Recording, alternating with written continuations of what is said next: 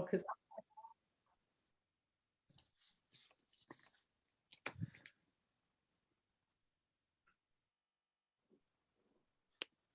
just a couple of minutes of awkward silence at the beginning of every Zoom meeting that I've had, just to let people through the waiting room and into the door, and then we'll start in about a minute or so. Thank you.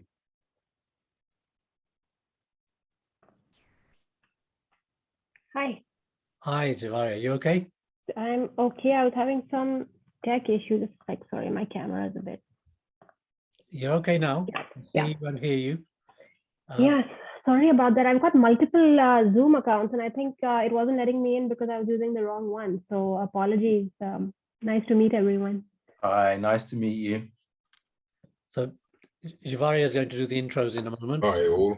We're just letting everyone in, and give you another 30 seconds or so before we start. Have we decided an order? Yes. Mark first, then Claire, then Les, And Melanie last. then Melanie-Marie. Sure, Melanie-Marie. Yeah.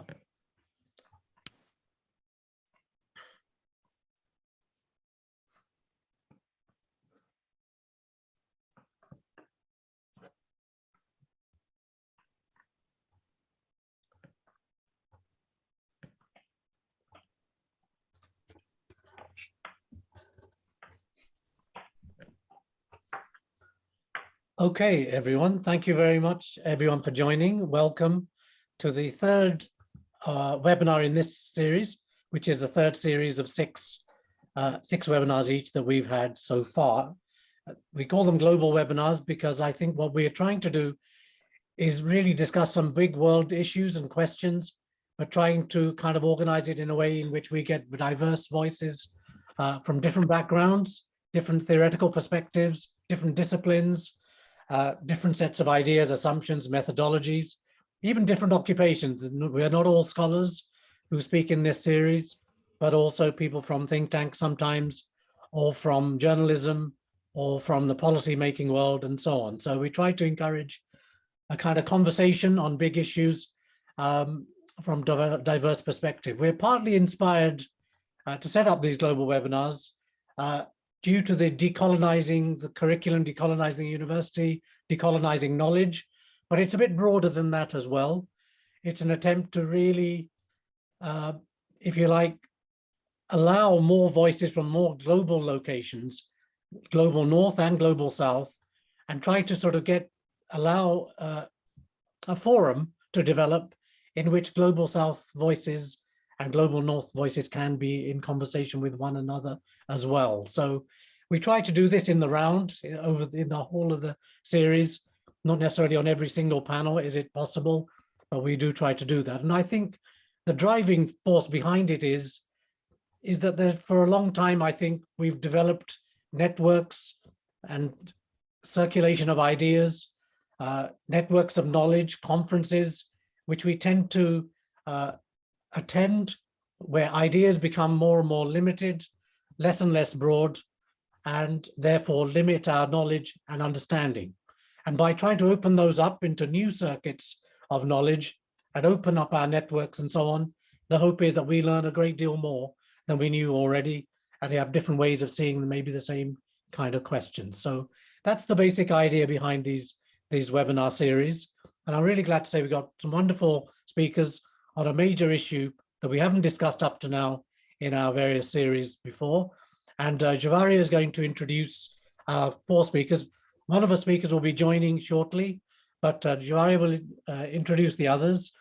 And I would encourage members of the audience, please, to use the Q&A function at the bottom of your screen at any point and just enter any questions that occur to you in there, and then I will curate them at the appropriate place. Each speaker will have 15 minutes to make their presentation and about 10 minutes or so for some Q&A immediately to follow their presentation. So each speaker on the whole will get about 25 minutes to put forward their ideas and address issues and questions. And now, yeah, I'll hand over to Juvaria to make the introductions. Thank you. Thank you, Inderjeet. So one of the objectives of our webinar series is to think about how we might be better informed by intellectual currents beyond the global north and its circuits of knowledge. So today we have a fantastic opportunity to do exactly this in the context of Africa, the diaspora, and world politics. We have assembled an exciting interdisciplinary panel of speakers. I'll introduce them now in the order in which they'll speak in. So we have with us Dr. Claire Hynes. She's based at the University of East Anglia. Claire has a PhD in creative and critical writing from the University of East Anglia. She has worked as a BBC documentary filmmaker and a print journalist, and has won creative industry awards, including a George Weiner Memorial Award for journalism. And her written work includes fiction, non-fiction, and theater monologues. Her writing has appeared in the Wasafiri Journal of International Contemporary Writing, the Bath Short Story Award Anthology, Lighthouse Literary Journal, and the Tangled Roots Anthology. We also have with us Dr. Mark Ledwidge. He's an honorary research fellow at City University of London, and he has a PhD from the University of Manchester. His research interests encompass American politics, IR, US foreign policy, and the nexus between identity and power. Mark's work on the relationship and impact of African Americans on US foreign policy includes a monograph, Race and US Foreign Policy, the African American Foreign Affairs Network, 1900 to 1960. This was published in 2013 by Routledge, UK. In addition to the Jamaican Embassy and the British Foreign Office, Mark is currently engaged in professional consultancy work to extend the benefits of education to communities and individuals that are often overlooked. We also have with us today Professor William Les Henry. He is Professor of Criminology and Sociology at the University of West London, and is also the course leader for the MA in Global Black Studies, Decolonisation and Social Justice. He is the British reggae DJ, Leslie Lyrics, and is a writer, poet, and community activist, renowned as a first-rate public speaker. He has featured in numerous documentaries and current affairs, television and radio programs, and lectured nationally and internationally on behalf of private and public organizations and institutions. His expertise is in the areas of criminology, sociology, anthropology, Black history, whiteness studies, race education, ethnicity, gender, youth justice, and cultural studies. And he's also delivered several educational programs in community and grassroots settings, as well as in university, schools, and colleges. He has a keen interest in the countercultures of the African diaspora, recorded through the lens of popular cultural forms such as reggae music, and his work has illuminated the historical Black, British, and Caribbean influence and contribution to the social, cultural, and political struggles of the global African diaspora against white supremacist thought and action.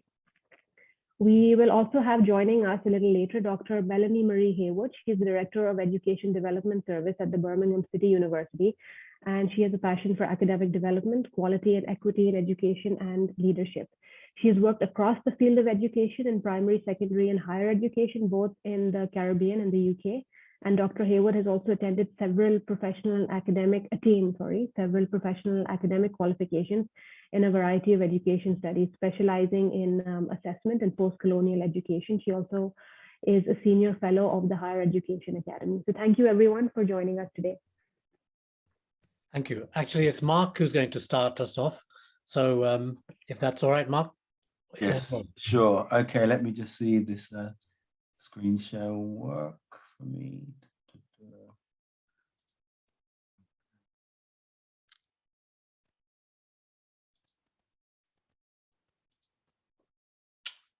Okay, all right, so I'm just going to continue into my discussion. So I'm looking at race, and I want to look at the origins of race because in recent times, there's a very interesting discourse in regards to what race is and what it isn't and where it comes from. So the first thing I kind of wanted to say is that if the explanation is more offensive than racism itself, then you have a problem. Because often people who try to decode race experience very negative feedback in regard to the whole discussion. So what I want to do is I want to look at where do we think racism comes from? Because oftentimes we're told that everyone can be a racist. So let's look at what I'm describing as classical racism. Now, the first thing that we need to do is we need to understand that race is fundamental to properly understanding the last 400 to 500 years of history.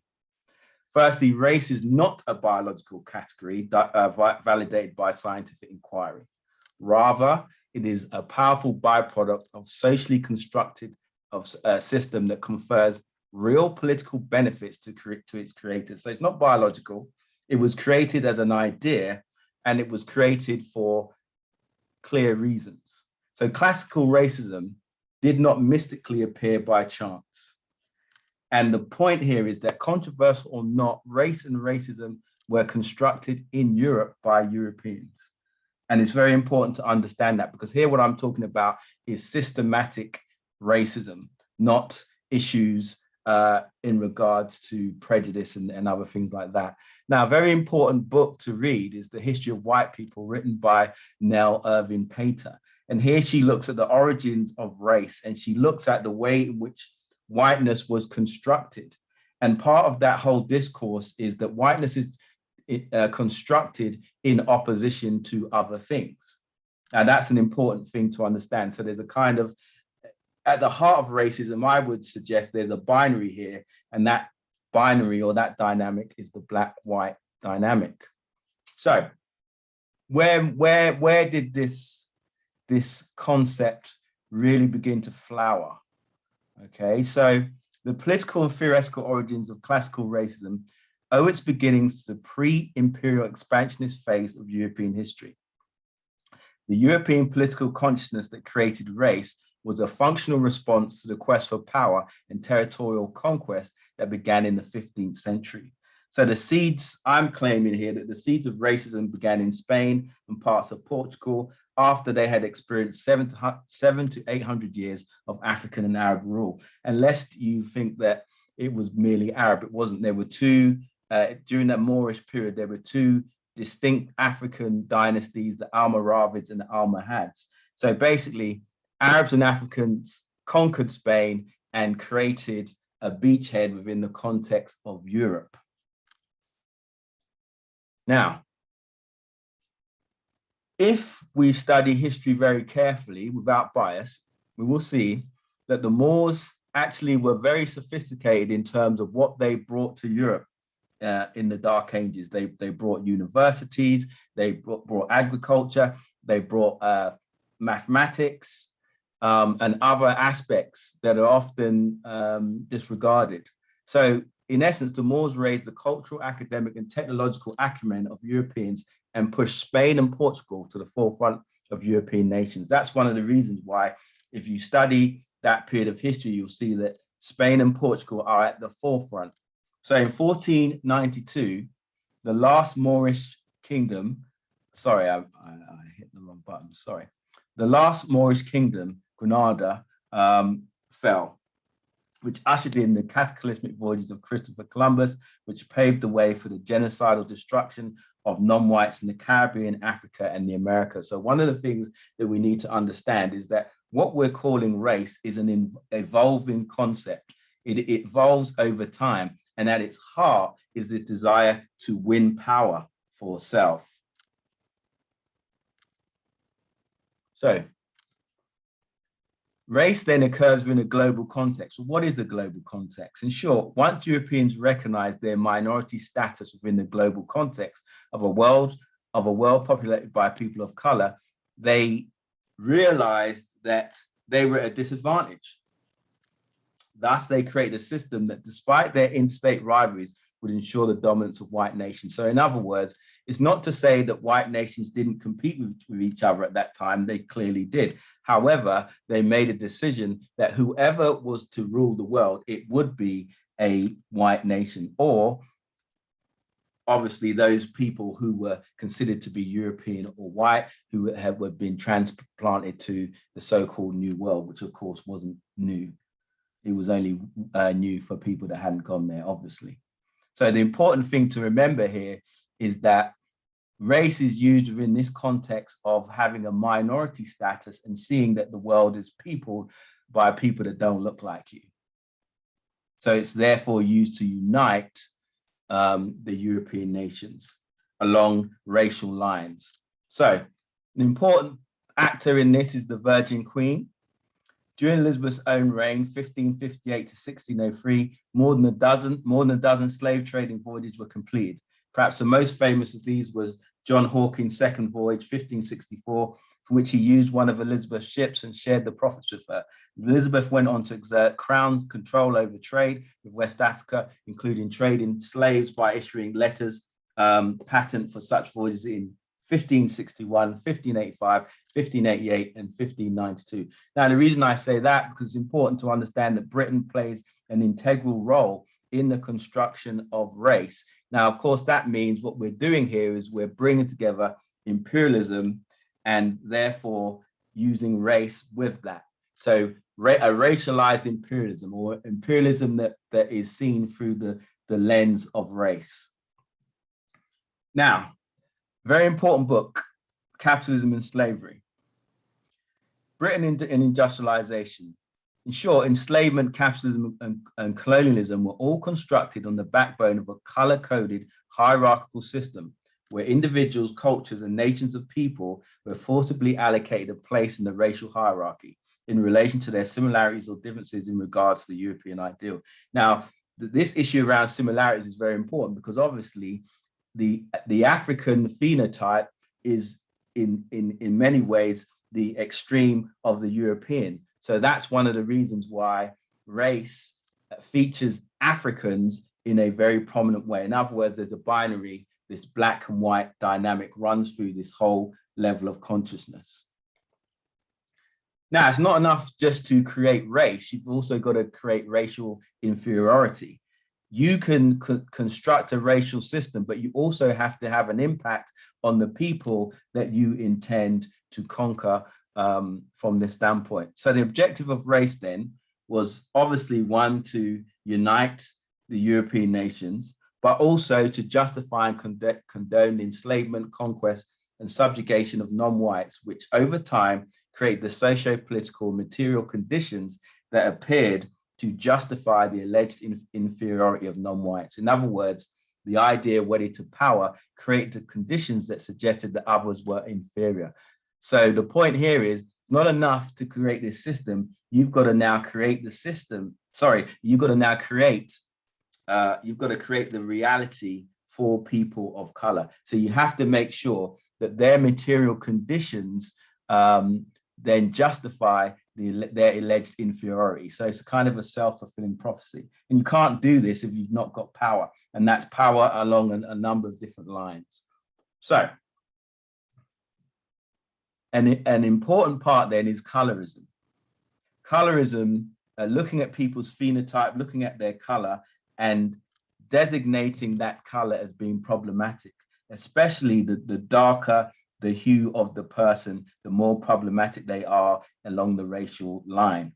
Okay, so in short, skin tone then became the measure of one's humanity, whereby race and racism helped create a global system where inequality between races became a given and helped unify Europeans, whilst easing any feelings of guilt associated with the domination of inferior races. So the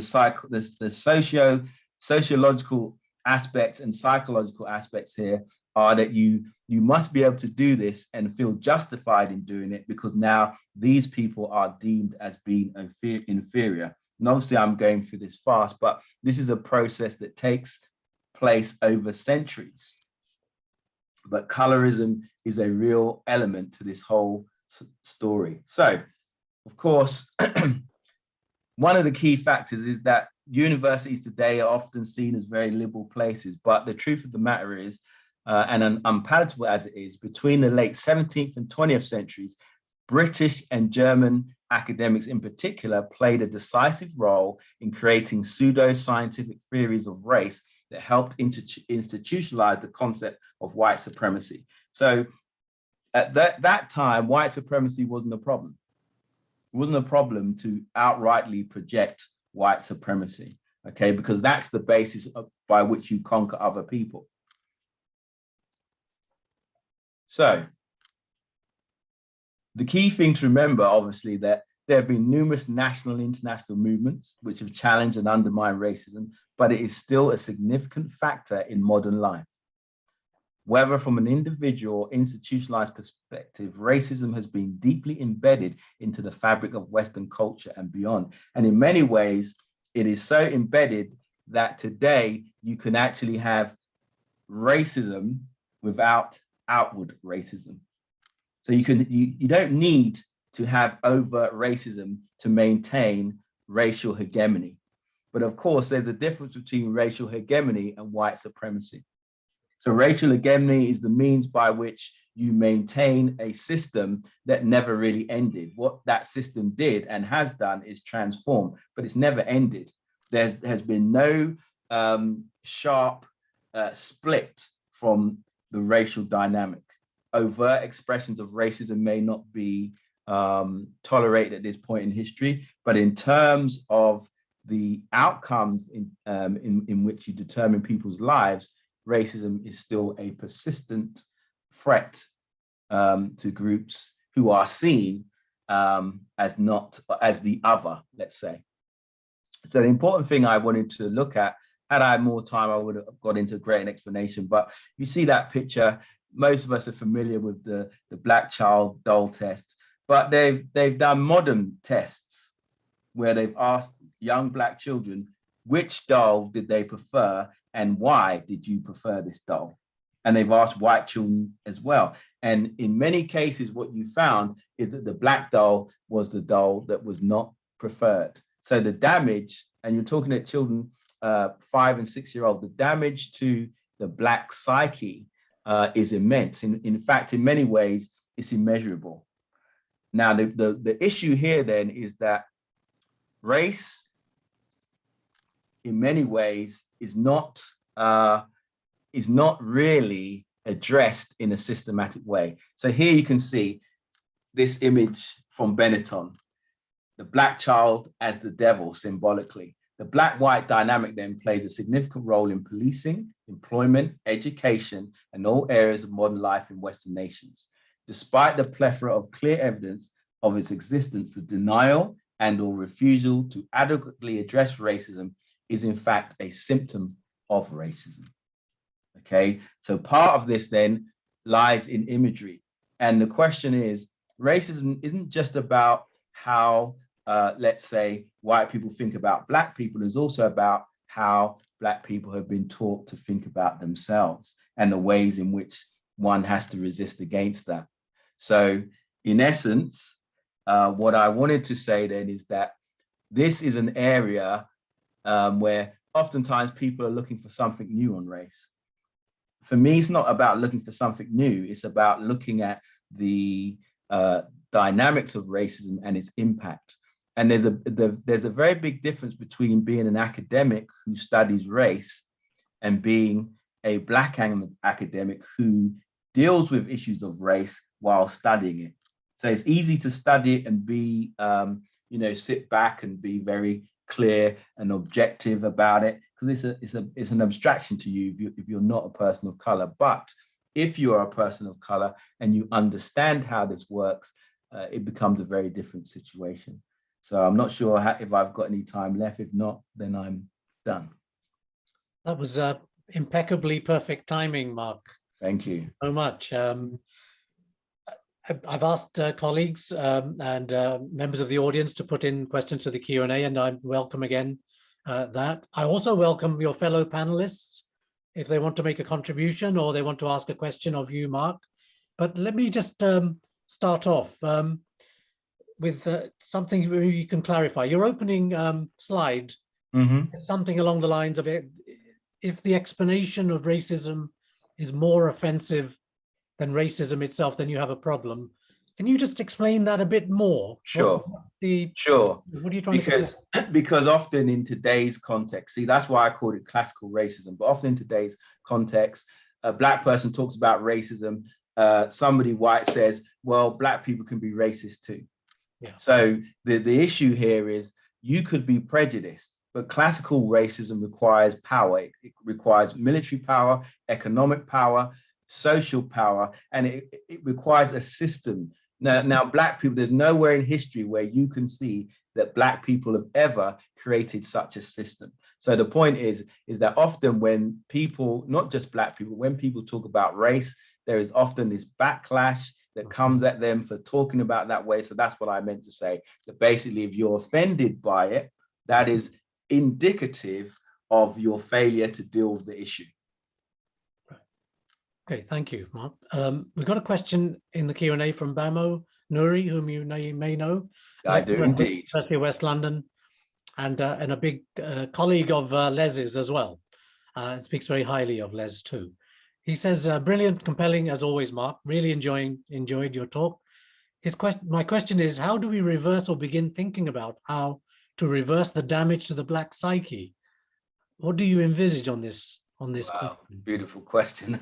Okay, so my answer to this is that consistently throughout history, over the last 500 years, Black people have been working on repairing the Black psyche. So repairing the Black psyche means developing your own image of who you are, developing your own narrative, writing books, creating images. So you, for example, if you look at the Black Power movement during the 1960s, an important part of that was wearing the afro, having your hair natural, learning about your history. If you're a diasporan African and you're carrying the name of people that enslaved you.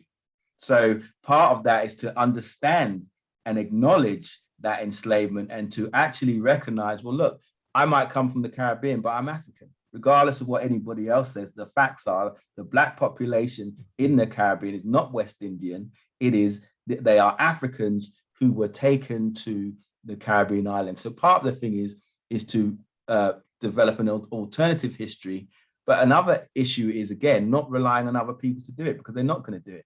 There is no proof that there has been any systematic effort to reverse the wounded psychology that has impacted on the African mind, either in the diaspora or in Africa. Because the difference between colonization and enslavement was that colonization was the enslavement of Africans on the African continent.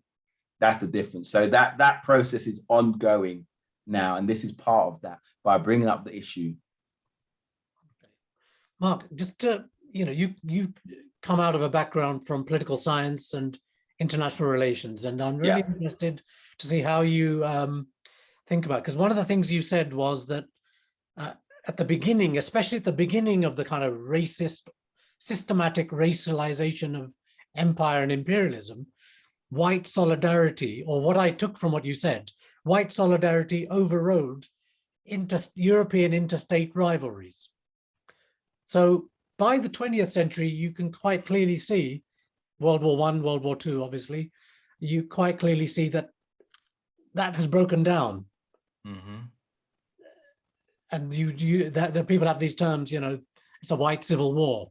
World War I is a white civil war or whatever.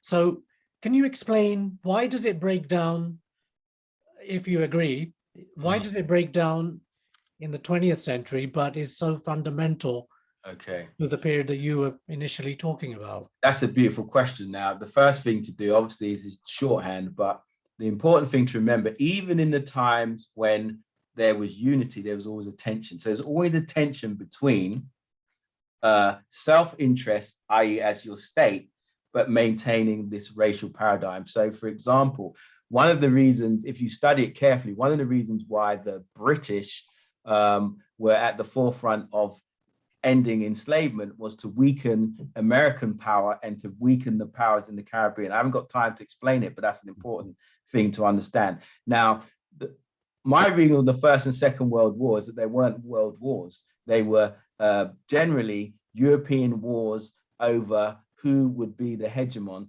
And the issue was the colonized territory. So it's not World War I or World War II. It is wars between Europeans. Now, the issue then becomes and if you read the work of this guy, Lothrop Stoddard, he attacks the white nations by saying that by fighting each other, they are opening the gateway for people of color to begin to fight against white supremacy, which is actually what happened in World War I and World War II. So the issue is there's always a tension between uniting as Europeans, but also self-interest. So it's never a clear-cut case where, okay, we're all going to act together as Europeans, It's never that. But what it is that we're going to ensure that the global hegemon is a nation that is considered to be white. Now, what complicates that also, though, is the rise of the Japanese and that scenario. So it would take more time for me to explain that than I have now. But what I really want to convey is that there's always a tension between these things. But the key thing is, I don't think World War I and World War II are actually framed right. They weren't wars around the world. What they were wars of the major powers and the new powers that were trying to get in, right? And then the colonized people were forced to fight for those major powers. All right, so that's a key thing to remember. The vision that we have of World War I, where it's all Europeans fighting other Europeans, is not true. What you have is colonized people fighting for their respective colonizer against other colonizers. And that's what makes this a very complicated mix. And that is why IR does, in my view, does a very poor job of explaining any of this. They remove the historical evidence and they just jump on these theories of power. But let's look at the historical evidence. What does that say? That's where I think IR is flawed, in my opinion. Too much theory, not enough history, and not enough focus on issues around race and power. Right. Can I just ask as well, Mark, you talked about the Arab and Moor dominance of Spain, Portugal, that yes, geographical area for hundreds of years. So, okay, one question that occurs to me is, if that dominance was so significant, how come then it is those places in which are the kind of crucibles of systematic racist thought? Brilliant. So, how I just, just illuminate. Okay, so again, it's a complicated, this is a hidden part of history, right? It is very clear, the 700 to 800 years that I've spoken about, the historical evidence is here, but it's a history that we're not taught. Now, part of the issue here is that here you have European populations that are now dominated by Africans and Arabs. And might I say, they didn't enslave them either. Now, what actually happens then is that the Europeans then develop this idea that this is a holy war against Islam. So it's not just in terms of color. Now there's culture, ethnicity, and religion. So what actually happens is, as the Christian nations become stronger and they remove the Moors, what actually happens after that? They begin to do what? They begin to force the Moors and the Jewish people that lived in Spain, or Al-Andalus as it was called, to convert to Christianity. So then what do you see? We now begin to see the purging of Spain and Portugal in terms of religion, but it's also ethnicity and race. So why do those areas become so forceful? Because they have been, from their perspective, they feel that they have been dominated by people of color. And so they are seeking to purge themselves of that domination. And then what happens is they actually go into Africa and begin to conquer those other areas. It's a very important area of history that, again, we don't learn it. And so when you hear someone say 700 to 800 years, where? The Rock of Gibraltar is named after an African general called Tariq. Tariq, the Hill of Tariq, that's the Rock of Gibraltar.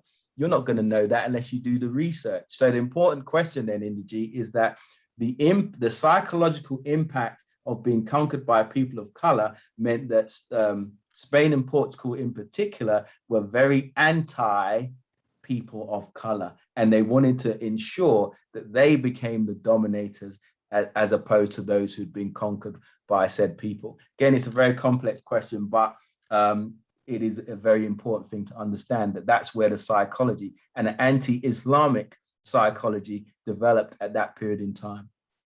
Thank you. It's really illuminating. Just before we leave you and go on to the next speaker, I just want to ask a question.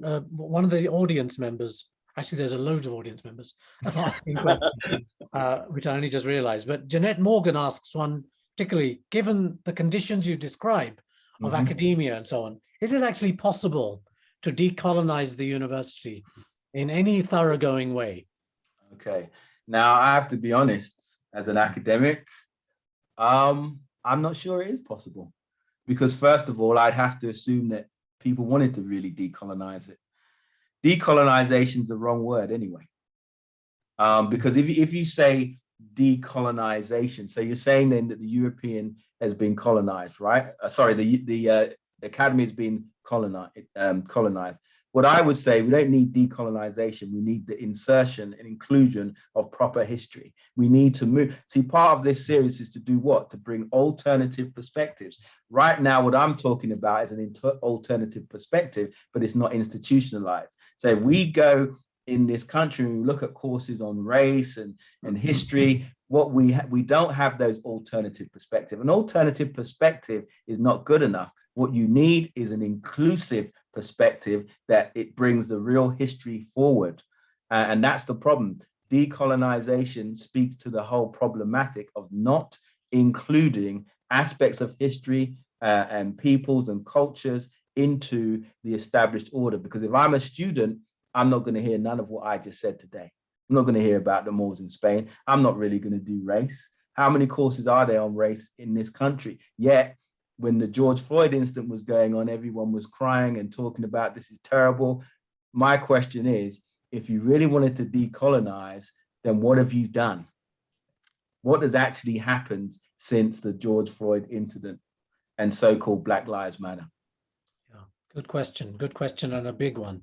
There's loads more questions for you, Mark. Unfortunately, as you know, we have 3 other speakers as well. And, we have to give everyone a chance. But the questions are in the chat, in the Q&A, so you can have kind of look them up and you can actually possibly address them directly as well. But if we have time at the end, we'll bring them up. No problem. Maybe that some of the other speakers can address them too. But for now, we'll move on to our second speaker from the University of East Anglia, Dr. Claire Hynes. Claire, welcome. You have about 15 minutes to make your pitch and about 10 minutes to follow of Q&A thereafter. Thank you very much, and yeah, thank you for inviting me. So yeah, the title of my talk is Zora, Virginia, and a Very Fine Negress. Those aren't my words. So what I'm going to do in my talk is offer a sort of decolonial response to Virginia Woolf's book-length essay called A Room of One's Own. And this book is celebrated as a kind of foundational feminist text. So I'm not expecting that everyone here has read the book. You don't need to have read the book. You know, I understand that this is more of a kind of political discussion. So although my background is literature and I'm a writer, I think my response is of relevance. Because what I want to do is think about the presentation of womanhood in this book and what it tells us about the gaps and silences in dominant knowledge systems. And I want us to think about the impact of these gaps and silences and what it means in terms of our contemporary discussions and understandings of gender, and also questions more broadly around, I guess, linked to these questions of decolonisation. So the text is, the rhetoric is centred around, you know, this is my thoughts, around a small minority of women. And when I'm talking about a minority of women, I'm referring to upper middle class white women. But the text is taken as sort of universal, and that it's something that we, you know, that's seen as the text. It's considered a landmark feminist text and a sort of sacred text of the women's movement. So A Room of One's Own was published in 1929. Virginia Woolf's authority is, you know, profound today and central to discussions of gender. Now, what the text is about, for those of you who may not have read it, is it's about women's need to write and create and the systems and structures that have prevented women through history. And Virginia Woolf argues that a woman, if she wants to create, needs a room of her own, and she needs money. So it's very much thinking about kind of material conditions and, you know, the difficulties women have had through the centuries, and that we've had these male writers, Shakespeare and the like, creating these great texts, and women haven't been able to contribute in the same way. Now, although, you know, as I say, I want to provide a response that questions Woolf's authority, I can also say that I really actually like this essay for lots of different reasons. I think that it's important for us to ask these questions about, you know, who gets to write. It's important for us to think about the context. It's important for us to question systems and structures. And I think the essay has, for me, some kind of applicability beyond these questions of gender, and, you know, it could be said beyond these questions of the particular women that Woolf writes about.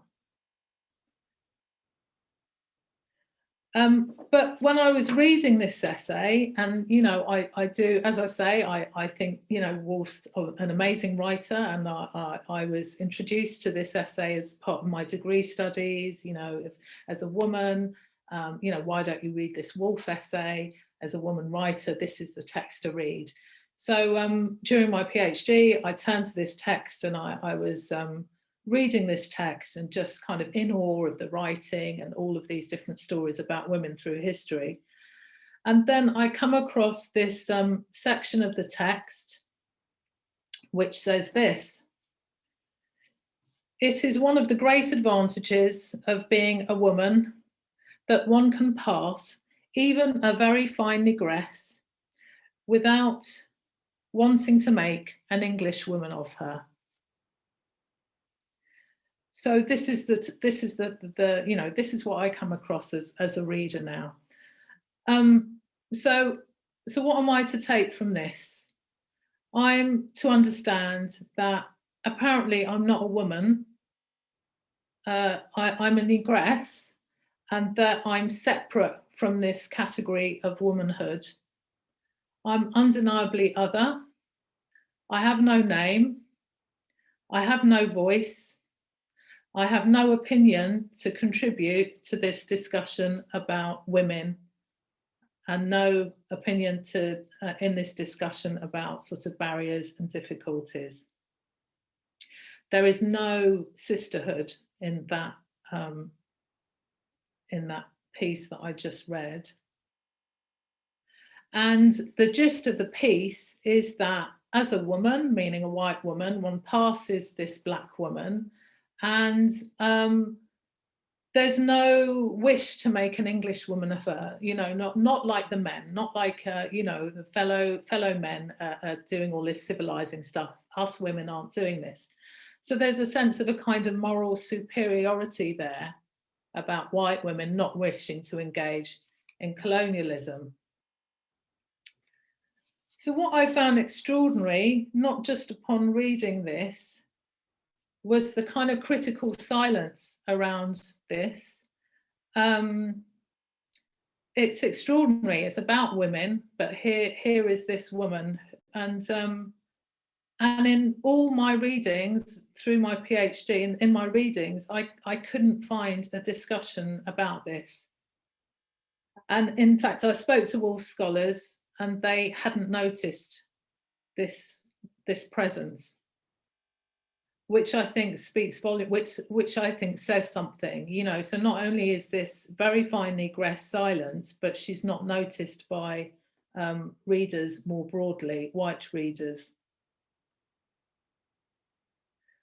Finally, I did come across a scholar called Jane Marcus, who's a US scholar who had taught young students in New York. And she admitted that this reference to this very fine negress was problematic because she had taught black students, and she put herself in the position of those students. But that critical silence I found really interesting. And for me, there's a question there about that silence and the lack of awareness.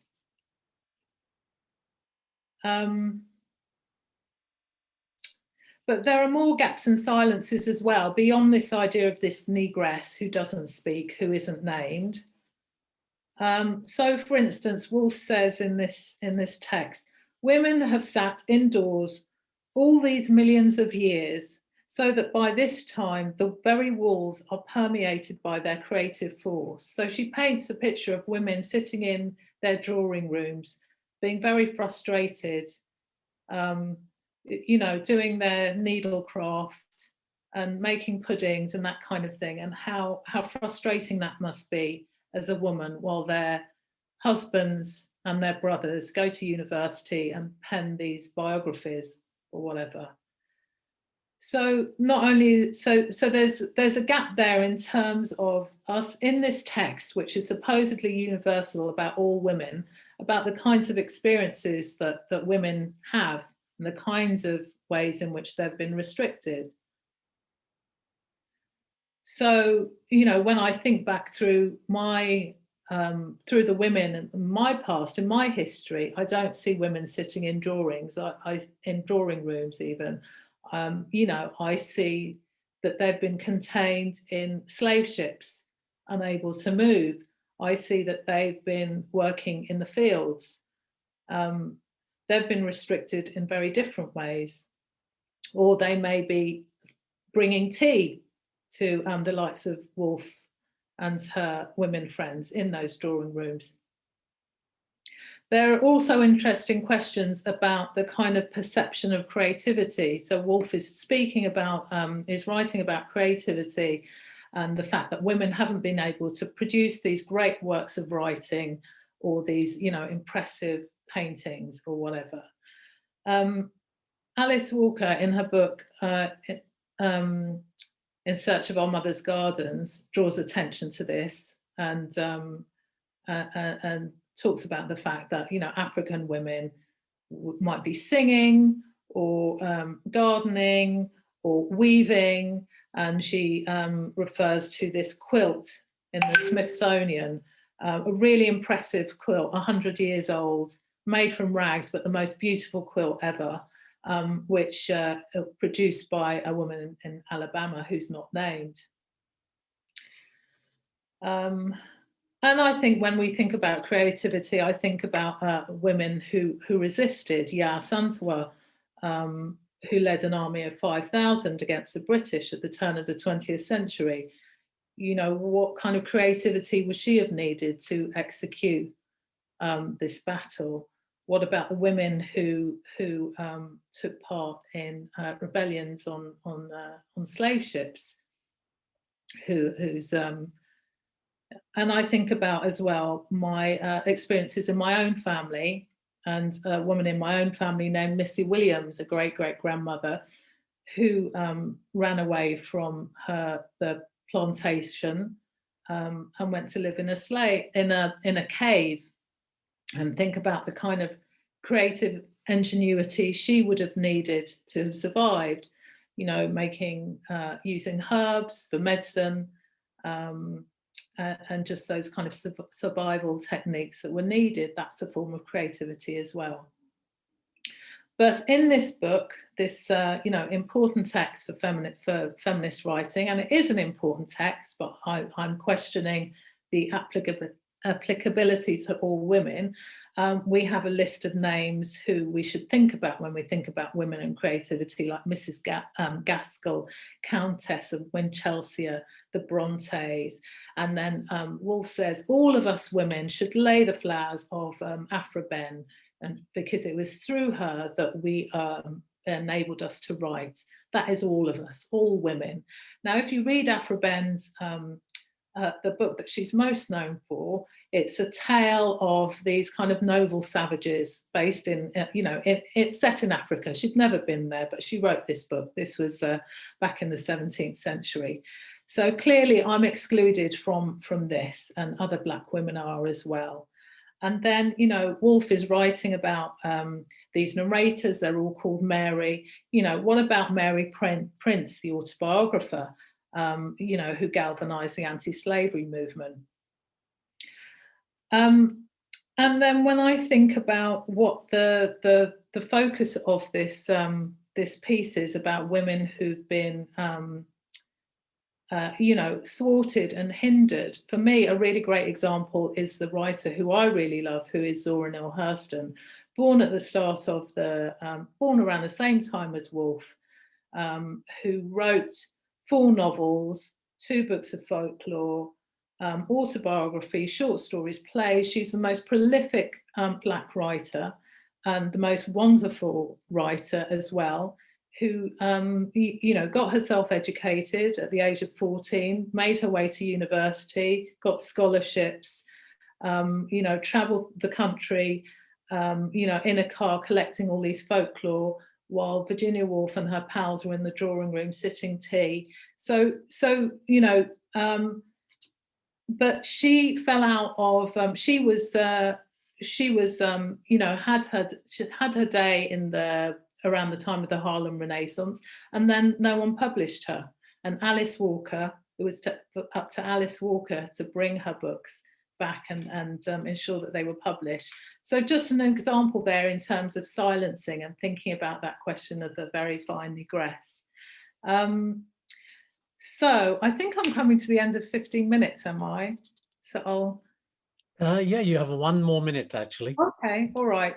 So yeah, I'll just conclude really by saying that I think we should be asking questions about, you know, when we're talking about gender, about whose experiences are centered, whose experiences are valued.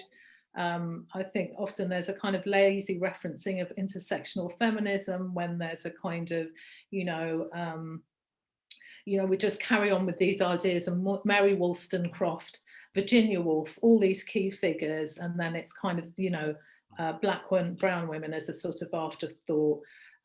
Francois Vergès wrote a really great book, Decolonial Feminism, published this year, and she asks how it is that we've moved to a feminism that's indifferent to colonial issues. And she asks that, she talks about rewriting history, the history of feminism from a kind of decolonial perspective. And I just wanted to finally end by saying that Virginia Woolf suggests that our aim should be to kill the angel in the house. And by that, what she means is kill this idea about women being sort of sweet and pious and domesticated, this idea of the angel in the house, which came from a poem written in the 19th century. So my aim, I think that what we should be doing is killing this idea of a very fine negress, which I think pervades literature and in some ways our discussions of feminism overall and womanhood. Thank you. Great, thank you so much. That's so interesting. And one of the aims of this webinar is, I think you're the first literary person I think we've had among our presentations, and I'd invite the audience to put in questions in the Q&A. Claire, I have a question to start off. Just a few weeks ago, I think in October sometime, one of my PhD students, Mariah Luco, invited Cynthia Enlow to give a talk and to do an interview and so on for our students. And Cynthia was telling us about her academic career and development, so that when she went to do, I think, a PhD on the military in Malaya, she never noticed that she was studying only men. That here's a woman who becomes a kind of the leading feminist writer and so on. And you yourself said that you came across Virginia Woolf's essay when you were an undergraduate student, but it was only when you seemed to be a PhD student that you noticed that particular line about you can come across a negress and so on. So I'm curious, how did you miss it the first time? And yeah, I'm just curious because it was there, wasn't it? Oh, so, yeah, sorry, maybe I didn't express myself clearly, but no, I only read the essay as a postgraduate. So no, it was very clear to me. It was so clear to me that it was just such a shock that that no one thought this. Like, you know, just I spoke to people and it was about the essay and like no one noticed it. And I guess it's that there are so many. It just speaks to me about, you know, the ways in which our experience of Black people is just not. It's just silent, and it's not. It's a lack of understanding, a lack of seeing and hearing. Yeah, but I guess in a way, sorry, Juvaria, you have a question? No, I'll let you continue, and then I'll go right after you. You go ahead. Yeah, no, I was just, mine's a bit different, but I was just really interested in your talk because, you know, you have a creative background and you're also an academic. And I'm wondering, when we're discussing decolonization and, you know, seeking to sort of, you know, rewrite or revisit the text that we present to students, do you think there is, you know, some sort of overlap or some sort of natural, you know, a synthesis that we need to sort of pursue from like the creative sphere into academia, or even vice versa? Like do you think, you know, these two fields are sort of specially positioned for what this initiative is about? Yeah, definitely. So I guess your question is about decolonizing and how it sort of relates to that creative sphere. And it totally does. It just relates to everything. So even in terms of creative writing, there are particular conventions, particular ways in which craft is taught, and particular things that are sort of valued, which mean that if you're not a white British student, they might not make sense to you. So for instance, showing not telling, and, you know, from an African, you know, if you're a student of African descent, you know, from an oral culture in which is about telling, is one example. And just the different ways in which stories are constructed in different cultures. Yeah, so it's similar in that there is a set of kind of standardized ways in which things are taught, which are kind of formalized, and which people think this is the right way to do it, but there questions should be asked about that. So I think it's so those questions are being asked at my university, and we're doing work on it in terms of creative writing, literature. So we've got quite a proactive school in terms of asking these questions about decolonizing, just across the board in everything that we do. Just one question, Claire, from myself, and inspired by Jeanette Morgan making a comment in the Q&A just now, is that you go back to the 1960s and the kind of revolts against the academy and the way in which certain, you know, subjects were taught, others were not taught, or they were taught in particular ways. And so you got the rise of African studies, African American studies, Black studies, and so on, as well as from the kind of the new left, a sort of a challenge to the traditional ways in which sort of pluralistic, you know, sort of theoretical frameworks was taught about how power is distributed.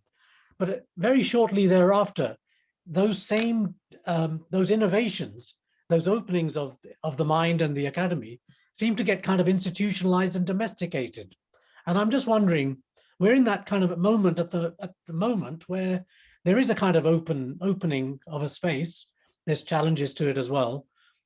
How do you think, you know, what lessons are there to be learned so that it doesn't get kind of just sort of domesticated and sort of normalized in a bad way? Not that it's not on the curriculum and available and so on, but kind of defanged from its kind of critical, radical rupture sort of that it's seeking to introduce into thinking and culture itself. Yeah, that's a really good question. Yeah, I mean, it's a difficult one. Like Mark said earlier, this idea that, you know, decolonizing within a university establishment is really tricky. And as you say, this idea that advances can be made and then we can go back to where we were, or that they can be sort of co-opted, and sort of watered down. So I guess I don't know. I just think we just have to keep pushing, and I don't know. I mean, I'm quite hopeful in terms of the changes I've seen in the curriculums, and the curriculums in my school, that things like, changing one module from literature and history to now being writing across borders and including lots of different texts, lots of different perspectives, and so there is. So I'm not saying it's been easy, but there is a real. It feels like it is taken seriously, and I just don't know. I don't know. It's just such a great question. I wish I knew the answer. How do we make this stuff stick? I don't know. I mean, it's a genuine question in the sense that we're all grappling with that knowledge, and I just wonder whether, you kind of try to go to the root of where does the teaching of our understandings and the kind of questions we ask and the perspectives we take, maybe universities in a way can take a leading role, but also the embedding of it in A-level and in GCSE and in the kind of earlier school years as well, where a kind of, if you like, the new generation comes across and says, these are interesting questions, and these are ways in which we should be thinking just as a matter of course. And that's obviously a massive project overall, but it would seem to be that's the kind of thing. But what I'm always impressed by, not in a good way, is the power of the kind of underlying structures of inequality as well, that they seem to bide their time. And they seem to then kind of just wait until the uproar, that kind of rupture moment kind of passes. And, people have lives to live and jobs to do and families and interests and so on. And it seems to be that when it dies down, the kind of norm sort of just laps up and sort of just seems to cover it up. And it's one of those frustrating things about radical change. It's so hard to do. It happens so rarely, but it can also be sort of swallowed up, almost as if it didn't exist. And we have these moments, as you say, of people of color writing fantastic in the Harlem Renaissance and so on. And it looks like it's going to be there forever. And then it sort of disappears for like decades until someone rescues it again. And maybe that's the way in which all literature operates. I don't know, but it does seem very frustrating. I think one advantage is the sort of composition of universities and the change.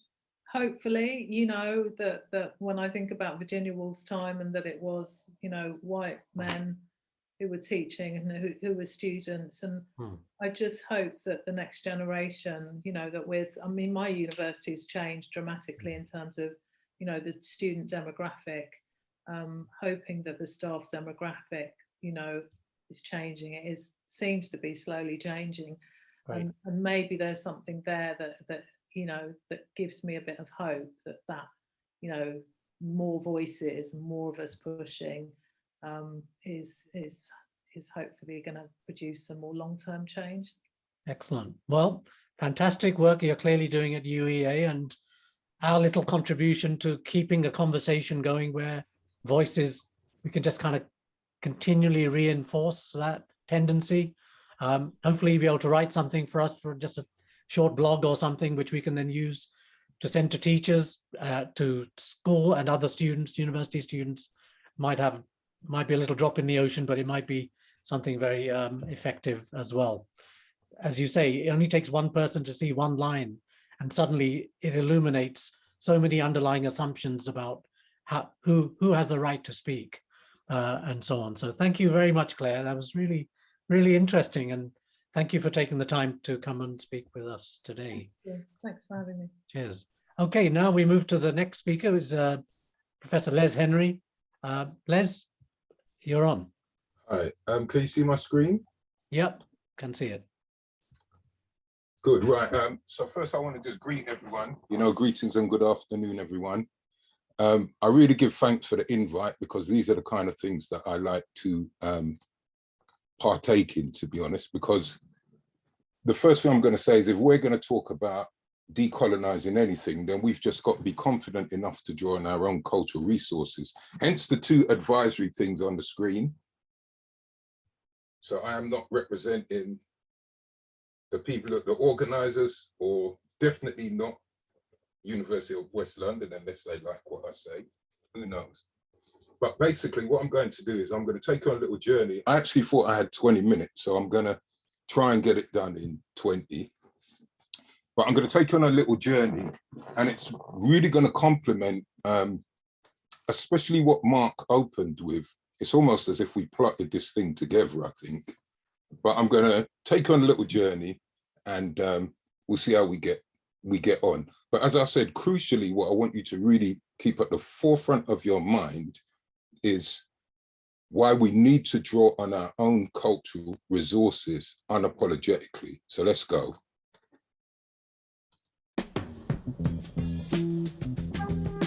You're listening to Dr. Ledwidge. You will not be able to stay home, brother. You will not be able to plug in, turn on, and cop out. You will not be able to lose yourself on Stag and skip out for beer during commercials because the revolution will not be televised.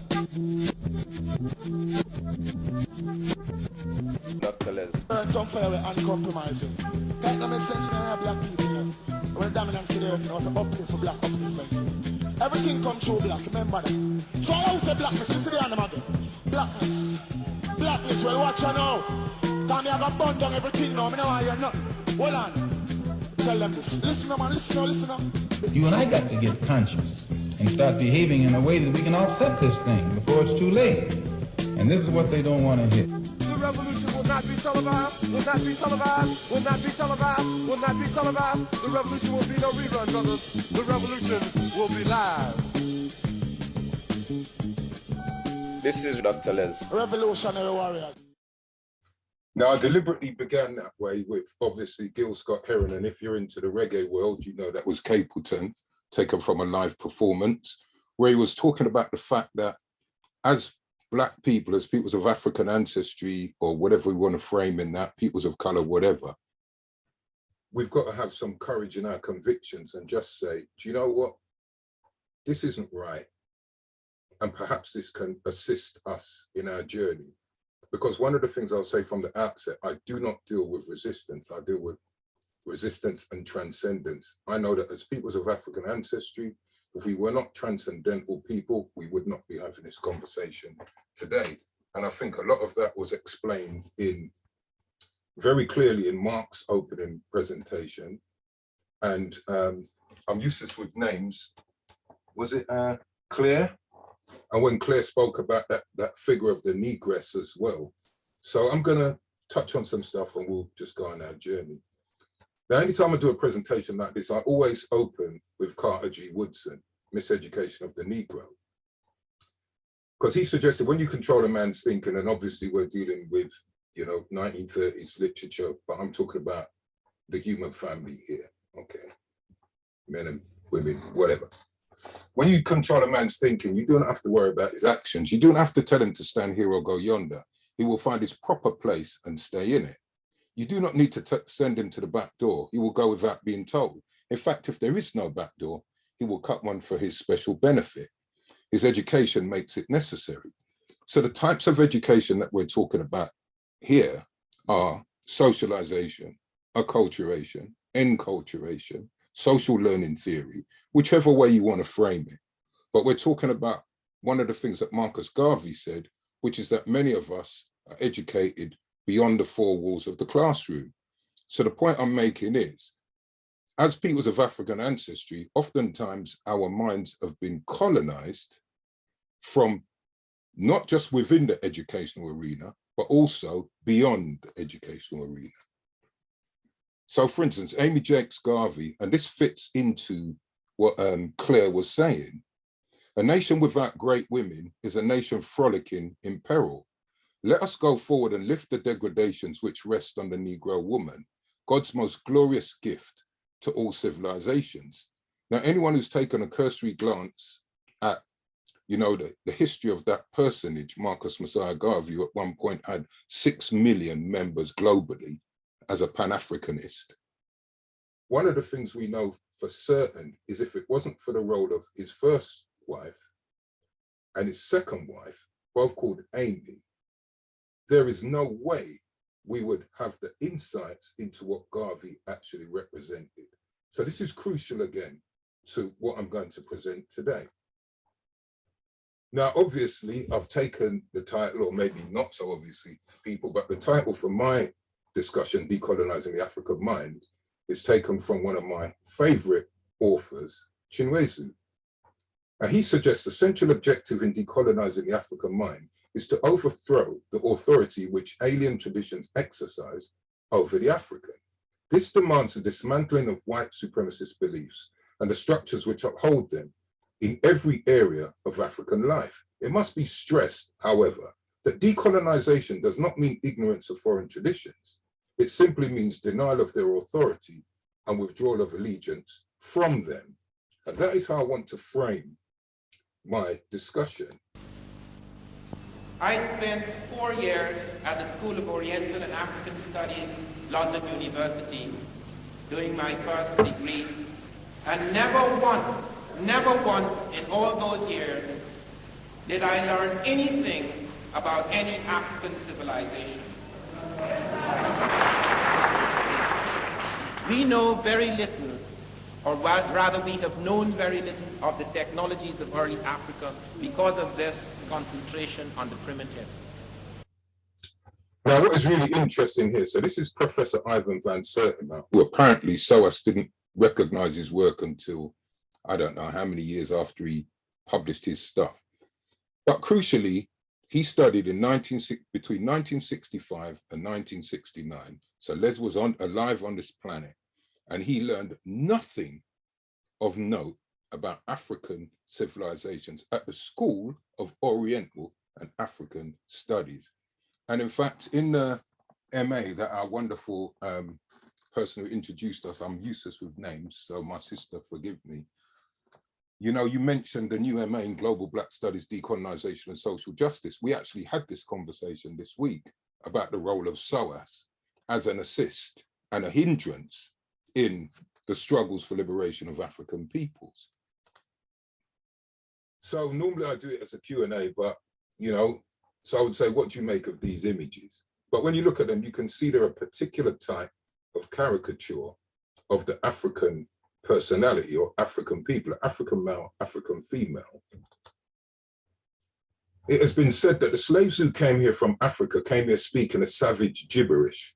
Slowly they began to acquire a civilized form of communication. But because of their intellectual inferiority or physiological differences, they failed to acquire the language properly. Their thick lips and oversized tongues got into the way of the English language, got into the way of the English and murdered it. These myths are rooted not only in a profound prejudice against Black people, but in a profound ignorance about Africa and its contribution to the world of science. So the point is, when we see images like this, we have to, and I'll say overstand, because in Rastafari, we don't say understand. We've been under the European stand too long. So it's time to stand over it, remain circumspect to really know what's going on. So for me, when we see these images, they let us know, if we're aware, that there's a history behind them, a pernicious history that oftentimes people overlook. In one of his books, Prof. Ivan van Sertima, They Came Before Columbus, and I remember a really good friend of mine gave it to me in about, I think it was about 1989 or something like that. And that is actually what piqued my interest to study anthropology, because many of you know I left school and college with no qualifications, long story, another time. But I loved that book. It was accessible. You know, I had to get my dictionary out, whatever. But what amazed me with it was the way he evidenced his claims. And in that book, he irrefutably proves that Africans were in the Americas around 1200 BC. And some of them were Nubians because he locates these Nubian war helmets that they used to wear at that time in some of the images that are in the Americas. But if you look at the way how anthropologists describe that presence, they would say they weren't really Africans, they were baby faces and all kinds of things. So to me, there is a deliberate erasure of what the African has contributed to the storehouse of human knowledge. So we need to think about why that is. Now, according to Walter Rodney, How Europe Underdeveloped Africa, occasionally it is mistakenly held that Europeans enslaved Africans for racist reasons. European planters and miners enslaved Africans for economic reasons so that their labor power could be exploited. Indeed, it would have been impossible to open up the New World and to use it as a constant generator of wealth had it not been for African labor. There were no alternatives. The American Indian population was virtually wiped out, and we know that was diseases, European diseases like syphilis and gonorrhea and whatever else they brought there, Black Death, bubonic plague, I don't know. And Europe's population was too small for settlement overseas at the time, hence the destruction caused by those same plagues that were ravaging Europe around that time. Then, having become utterly dependent on African labor, Europeans at home and abroad found it necessary to rationalize that exploitation in racist terms. Right, well, who was it flogged you all your coons? No, they was our coons, mate, when they come out of our Africa, didn't they? We had like a surplus of coons, didn't we? See? All lolling about in Africa, doing nothing. See? It wasn't doing nothing, was it? No, swinging in the bleeding trees.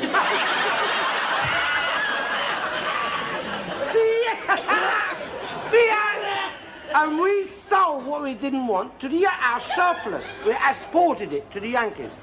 You know, because I'm not saying we didn't do well out of it, you know. It's in economicals, isn't it, you see? But the fact, I mean, you was grateful for them coons at the time, be fair. You was. You ain't too pleased about it now, are you? I mean, if the truth be told, you'd like to ship them all back again, wouldn't you? So, but we don't want them, mate, because we've got enough of our own. What is it, I think a great shame is that they invented a pill too late. Because you could have fed it to your coons, you see. We should have fed it to them now. Ram it down a bleeding throat. Or send them out to Ireland. Hey, that'll give you a mixed state to think about it, eh? They'll take their mind off their bog sides with it, eh? Right, so this is a prime time viewing when I was growing up. You'd experience some programs like this. This is actually one of the softer ones that I feature sometimes. But because I'm on my best behavior today, I thought I would show that clip. But for me, it encapsulates that notion of the African and all other so-called conquered races. And this is what, you know, Mark eloquently stated in his presentation about that notion of civilizing, you know, the savages. You know, Europe is bringing us to the light. So at the beginning of at the top of this image, you see John Bull, the representative of Britain, you know, bulldog spirit, whatever, carrying the conquered people on his back, the white man's burden, up to civilization. Followed behind him is his little brother or cousin or whatever you want to call him, Uncle Sam, carrying his colonized or his imperial subjects up to civilization. Now, to ground this in a contemporary context, I want us to briefly consider the furore surrounding the now debunked and much vilified Tony Sewell report, published March 2021 by the Independent Commission on Race and Ethnic Disparities, Britain. The main finding was that Britain is not an institutionally racist country.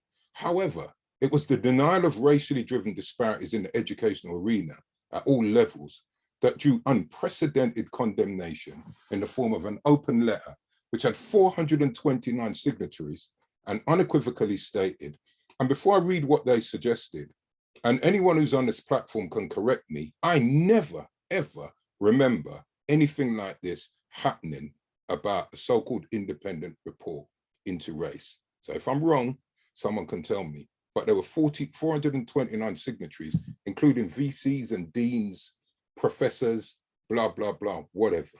And this is one of the things that they stated. Research that is cited is done so as to present simplistic understandings of education and divisive views of ethnic minority groups. The report misrepresents, omits, and elides long-standing and nuanced academic debate and evidence about the complex relationship between racism and educational practices, cultures, policies, and systems. And if you want a really good insight into systems, check out Prof. Jeff Parmar and his work around system consciousness. It's in a book that has just been released by Jason Arday and Dave Thomas. So Prof. Jason Arday and Dave Thomas, and he draws on a book that he put out before about race and the Enlightenment. Now, one of the things I want to be unequivocal about is a lot of people are saying to me, oh, Tony Sewell's a sellout, he's a this, he's a that, and they're always calling people sellouts. And I say to them, but I don't know if he ever bought in. And surely to sell out, you have to have bought into something to sell it out. Now, this is from The Voice, 2007, July the 7th. This is where he calls African chattel enslavement a cultural exchange. Okay. So I'm basically just showing you he's got form. I've worked with him on loads of occasions. It's fine. But he says slavery took a heavy toll, but it created much Western culture. If it were not for slavery, we wouldn't have the blues, jazz, or reggae. Now, isn't it interesting that the blues, jazz, and reggae are all lamentations in the first instance of our sojourn in the West? So I found that really interesting. But anyway, there you go. Where you gonna get a better job than you get here? I mean, this is what you say. I ain't left nothing in Africa. That's what you say, while you left your mind in Africa. Oh, sorry, hold on, I got to go back. 1 second. I don't know what happened there. Bear with me. Where you gonna get a better job than you get here? I mean, this is what you say. I ain't left nothing in Africa. That's what you say, while you left your mind in Africa.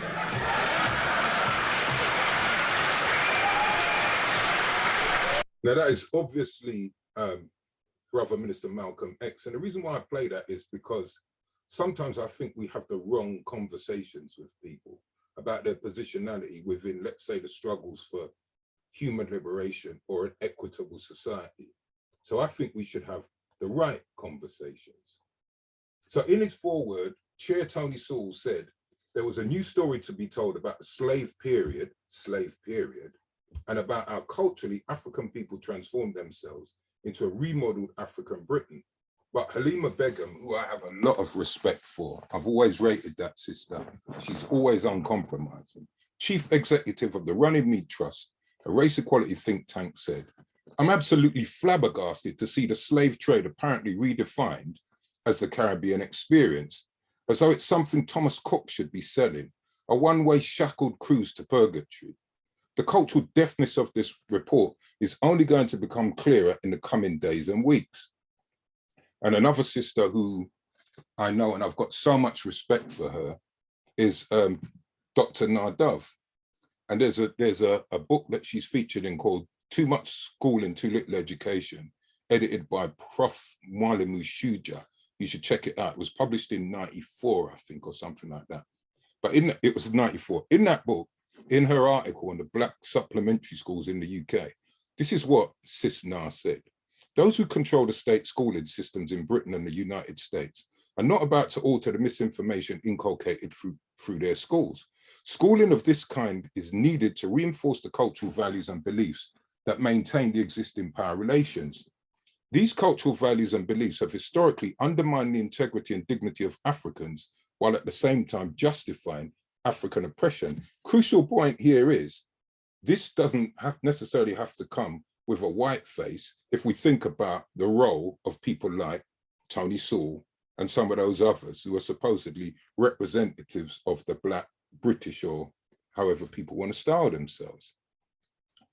So I know you're all familiar with Roots, okay, the event that made television history. There was a scene in Roots, I hope people remember it, where the baby was born and the African mother and father held the child up to the universe. And this goes across loads of cultures. If you study anthropology, I am not saying this is an African thing, I'm saying this is a human thing.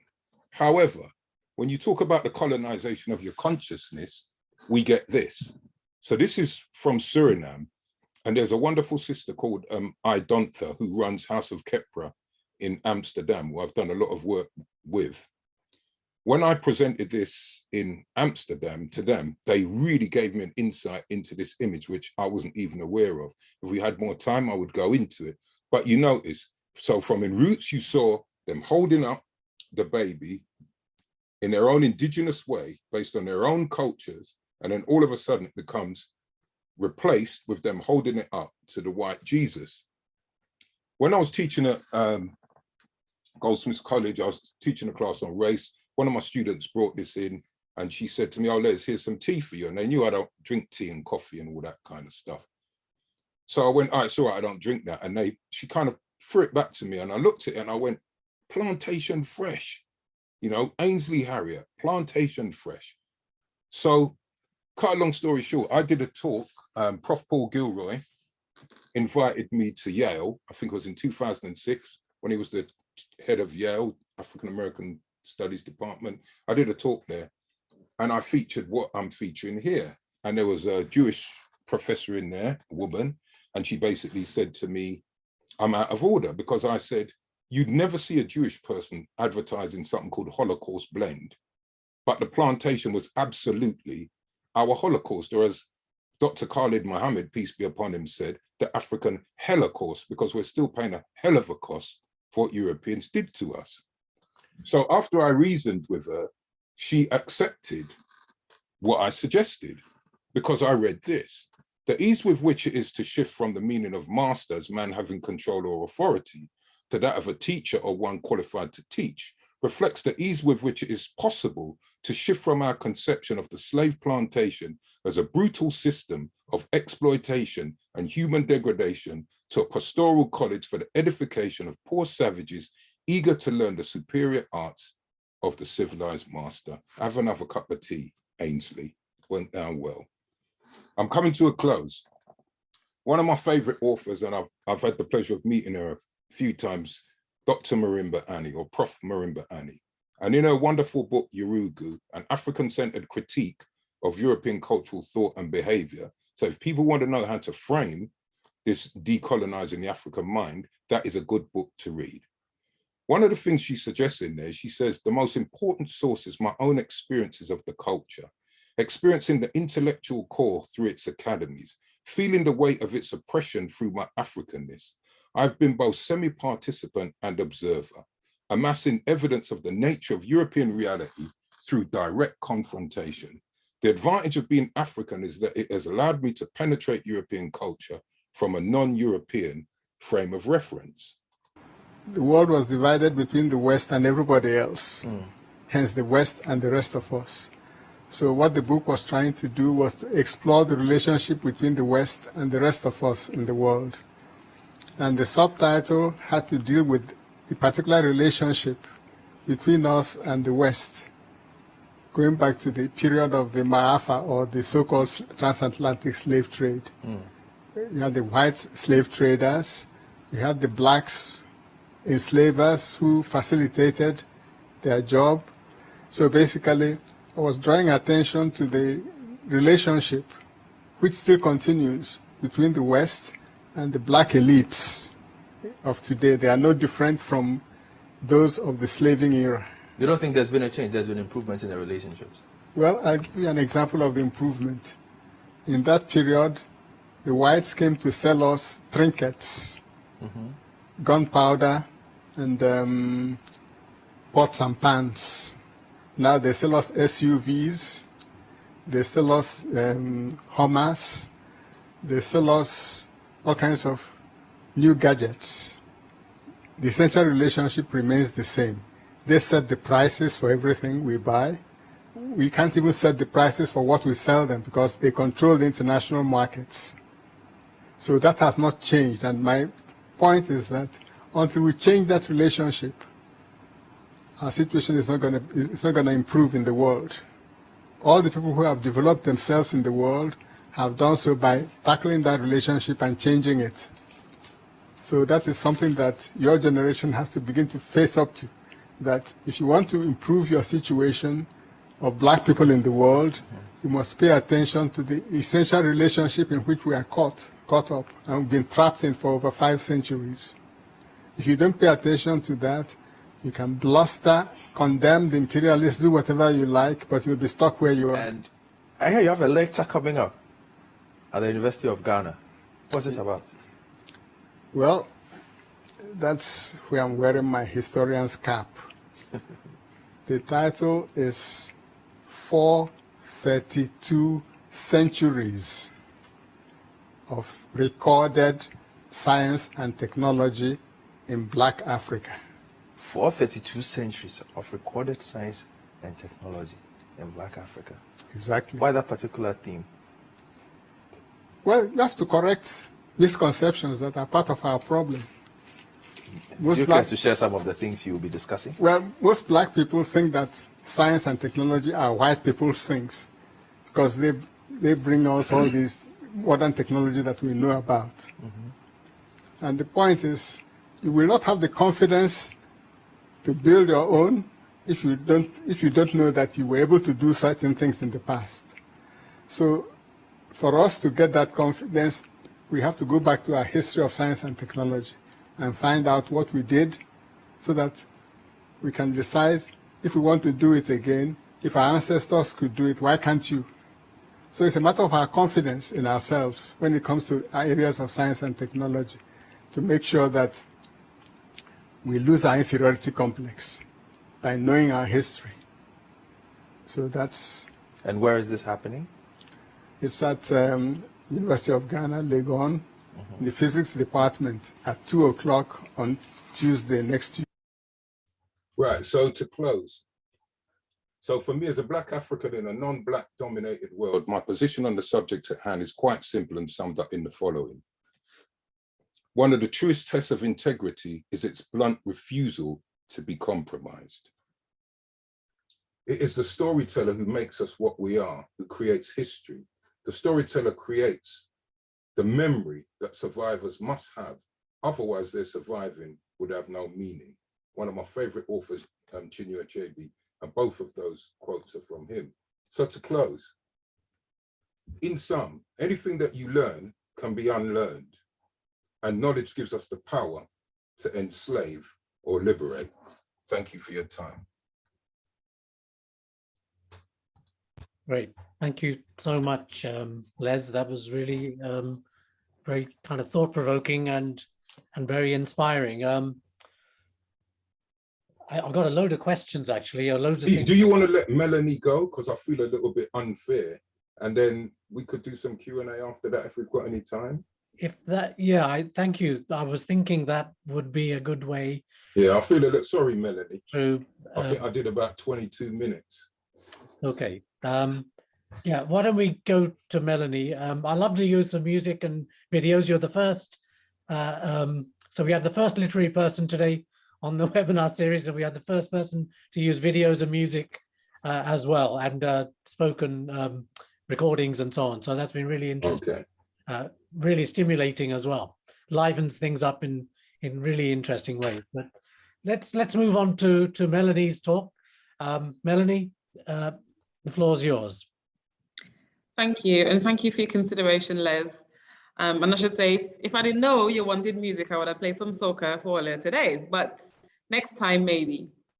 So I'm going to share my screen and start and go as quickly as possible to give room for questions and answers for all those who presented before me. But actually, it's good that my colleagues presented before me, because what I'm going to present about today, actually they have given a much more comprehensive view. And so I'm going to give you a very surface look at the conversation around curriculum and post-colonial identity. And what was discussed before actually fits really nicely with what I'm going to share with you today. So I'm going to give you a case study of Trinidad and Tobago, which, if you picked up anything from the little bit of accent I just now give you, is my place of heritage. And I'll start off with the thought: we've made Trinidad and Tobago, and now we must make Trimbagonians. So just a little bit about who I am.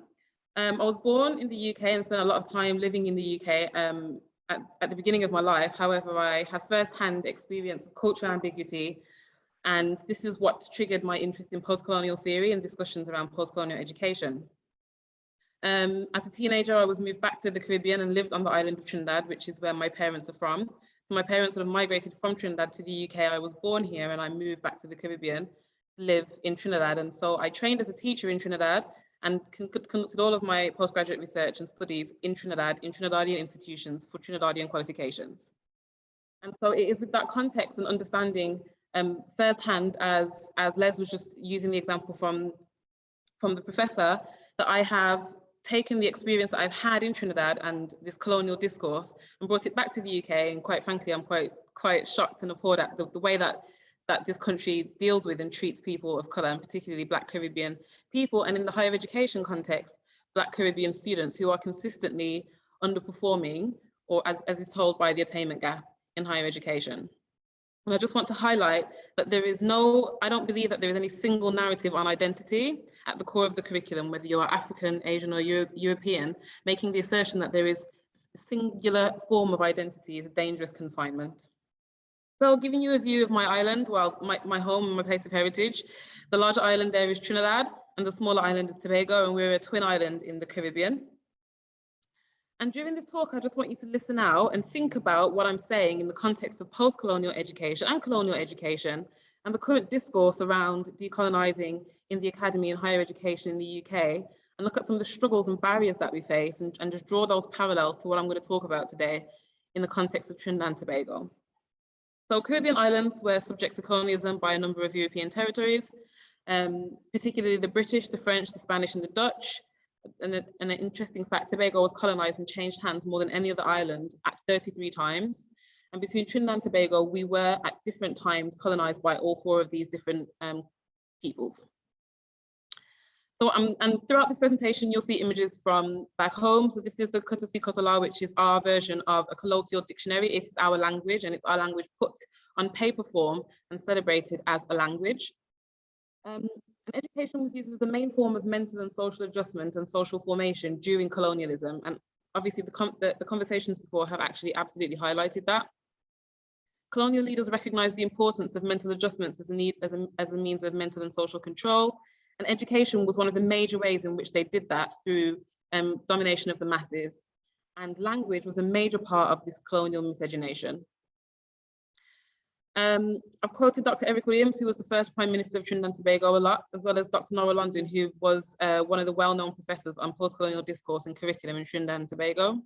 And Eric Williams says it is taken as a matter of course that the curriculum in colonial countries is based largely on foreign material that has no relation to the daily lives of the pupils or their environment. Again, think about what's happening right now in the conversation around decolonising higher education practice and education practice in the UK.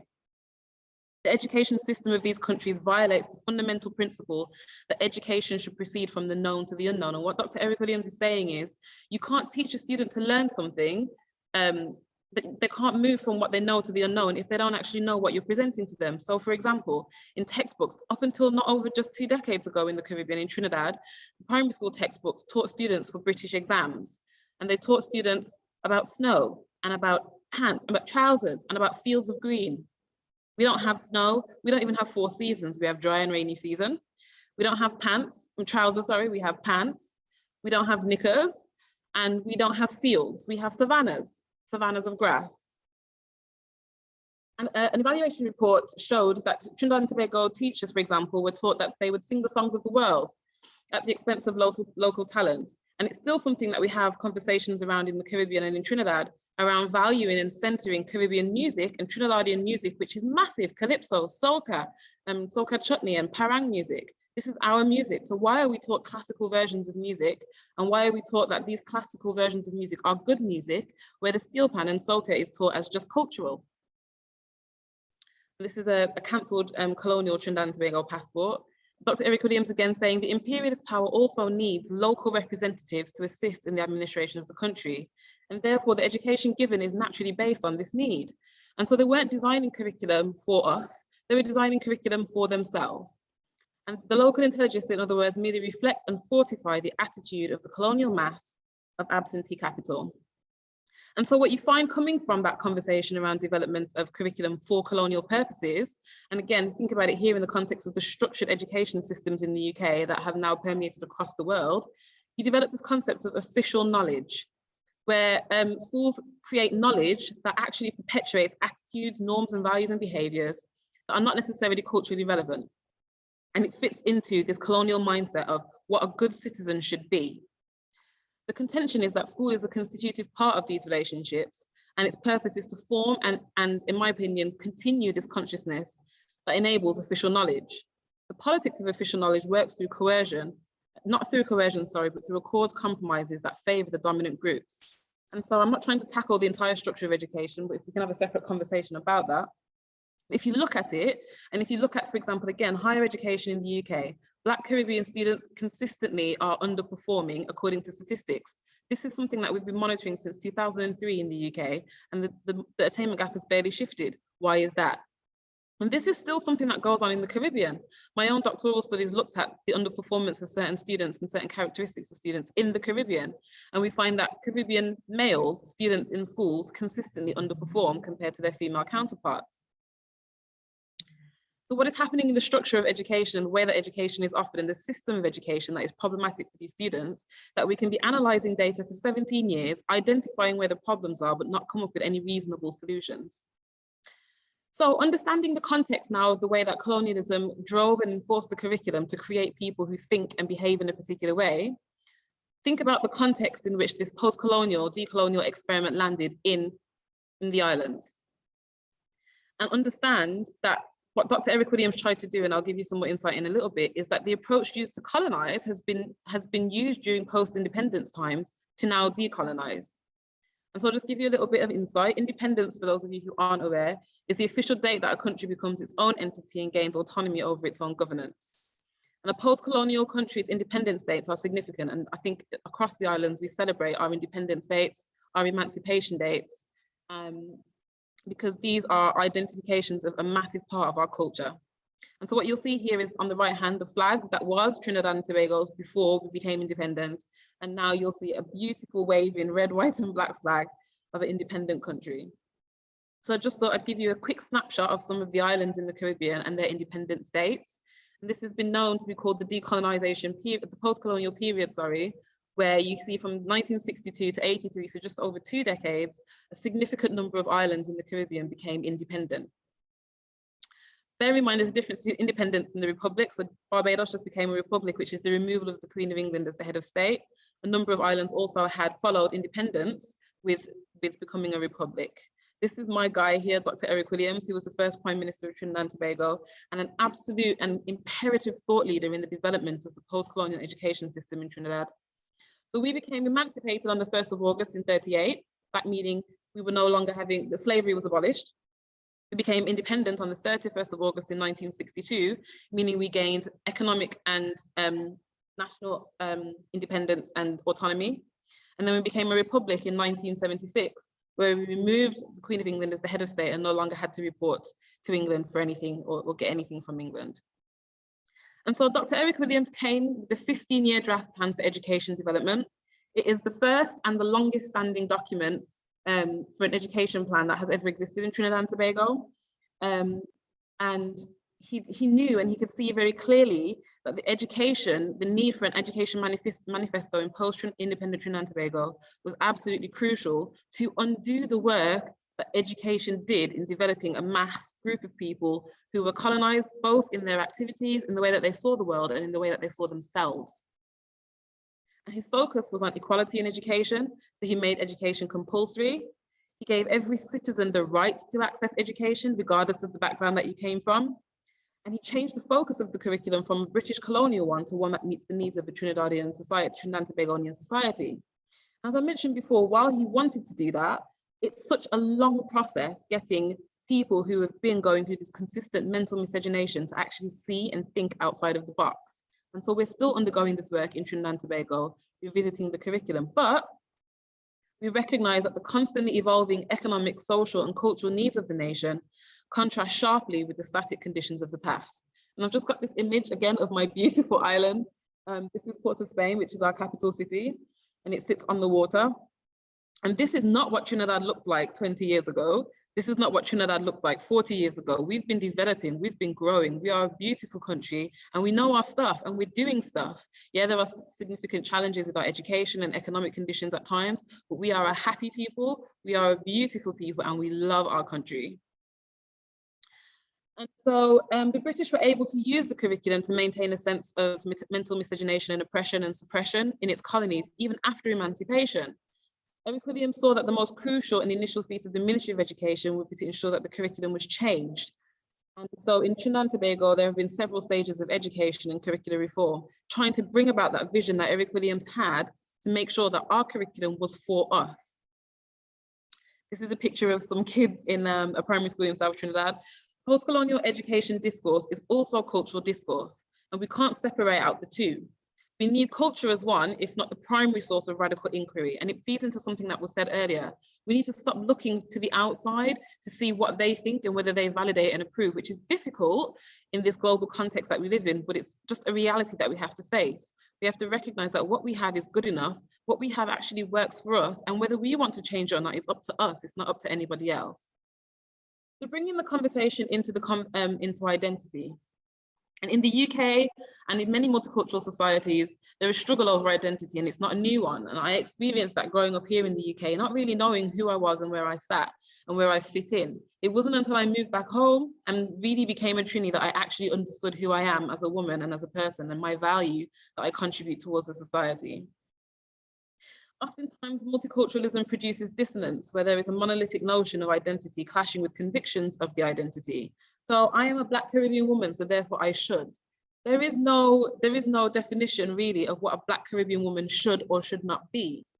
And in the midst of this dispersal of self, there is a need for us to redefine and look at who we are in terms of the memories and the views that we have for ourselves, and understand and experience this for ourselves. So one of the things that I always say when I'm talking is find a way to go back home. Home for you may be where your parents come from, it may be the motherland, but find a way to go back home. If you can save to go to France 2 or 3 times a year, save and go home. Visit home and find out who you are, and take the time to understand and study our history so that we can redefine and create a new identity around our collective narrative. Instead of thinking of national cultures as unified, we should think of them as constituting a diverse, discursive device which represents difference as unity or identity. So it's not looking at me and saying, I am a Black Caribbean woman and therefore I should. It is, I am a Black Caribbean woman and therefore I can. And you are a Black Caribbean male and therefore you can too. And we have a connection that forms as a result of our history, but recognizing the differences brings us together. This idea of a national culture is cross-cut by deep internal divisions and differences that are unified only through the exercise of cultural power. And the strength of identity and unity is critical, despite the calculated attempts of the curriculum and colonialism to stamp out the Caribbean identity. The power of the Caribbean identity shone through, as on each island we pushed for emancipation and independence. And it was the rejection of the notion that we are something other. It was the rejection of the notion that we have to conform in this way that the curriculum was teaching us and that the colonial mindset was teaching us. It was rejecting that created the Caribbean identity, that then formed these nationalist movements that eventually led to the independence of these countries. And you'll find that across the island, it was a very similar approach taken to the rejection of the narrative of colonialism. They rejected this official knowledge that we were taught in schools and this colonized other category that we were given. And I just thought maybe we should ask ourselves the question about BAME. So what now? Curriculum imagination is a thing that I really, really appreciate, and it's really interesting in the conversation around post-colonial discourse. It denotes a collective sense of a group of people that begin to imagine and feel things together, recognizing the difference, but the shared history, and imagine things together, change the way that we see ourselves, change the way that we see our history, and therefore change the way that the world sees us, but not caring too much about the way that the world sees us, because we need to understand and appreciate ourselves. And therefore, imagine curriculum reform does not involve opposing Western culture, which is oftentimes an ignorant response I get when we talk about decolonizing. It's not about opposing Western culture against the cultures of the non-West, but it's instead founded on the principle of understanding the diversity and the difference, and that knowledge can come from and be developed anywhere. So as I said, before I go on, as I said, All of my qualifications, I received them in Trinidad and Tobago. I am a Trinidadian and I've trained as a Trinidadian, but I'm here in the UK and I'm working in higher education and supporting students through their learning experiences in this UK environment. I know that there were barriers to my progression in jobs in the UK because of where my qualifications came from. And this assertion that I don't know enough about the UK and about education in the UK because of the fact that I don't have training here. But is that really true? And so in conclusion, if we really want a decolonized society, we need to reimagine our curriculum and reimagine ourselves, accept that knowledge, learning, and teaching are no longer about who holds the knowledge, but about who can learn. And I assert that anyone can learn. Thank you for your time. Thank you, Melanie-Marie. That was really interesting. Very nice, positive note to end on as well. Very positive indeed. We have about 8 or 9 minutes in total for the whole of this session. I'm impressed by your nationalism for Trinidad and Tobago, a small island, small nation nationalism, which I think often is absolutely essential and very positive as well. Parts of what you were saying I jotted down on my little notepad here. You seem to be heading towards some sort of black nationalism maybe, or black power. But then you ended as a much more open, heterogeneous sources of nationhood and culture and ideas as well. I just wonder, I can see that in the context of Trinidad for people who live and work and have their lives there. I just wonder where's the home? You use this to go home. For a lot of people, this is it. We are here. We may be in London or Birmingham or Manchester or wherever it is. This is home. So I'm just wondering, how do you get that kind of decolonized mindset in the conditions of where people are, who don't necessarily have the option of studying back wherever their parents or their grandparents might have come from? How do you apply the lessons of what you're doing right here? Because you clearly are doing that in your work. I mean, there's so many parts to that question. One, in terms of black nationalism, I won't answer that question. But two, I do think there is absolutely a space for separatism. I do absolutely think there is a space for black people to find who they are without the views and the context that is whiteness and oftentimes just colonial. And I believe and practice that, and I practice that with my kid. In terms of her development, understanding who she is in the UK as a Black Caribbean Trinidadian young girl into womanhood. In terms of how do we find it? Well, you see, I think I would go back a step and I would say, yeah, okay, maybe you can't go home and spend a decade at home, and I'll answer the question about home, and maybe you can't go home and do your qualifications there, but can you find a semester that you can do in exchange at one of those universities back home? Can you say, actually, it is important? And so, as I mentioned, instead of going to France, or instead of going to Australia or wherever you might want to go, make a decision that it's important to find out about your history and then say, instead, I'm going to go home. And what is home? I can't speak for everyone's experience. I can only talk from my experience and from the people that I've spoken to and engaged with in my life. And that's why I said home might be a Caribbean island. It might be West Africa. It might be somewhere else. But I am saying, as a Black woman, find the time to go and look for your roots, and your roots may in some cases be British, sure, maybe, I don't know. But that connection and that understanding of who the Black community is, what Africanism is, and what being a Caribbean person is, it's important for you to make the space, the time and the money and the resources to go home. But that's totally up to you where home is. I personally could never see Great Britain as home.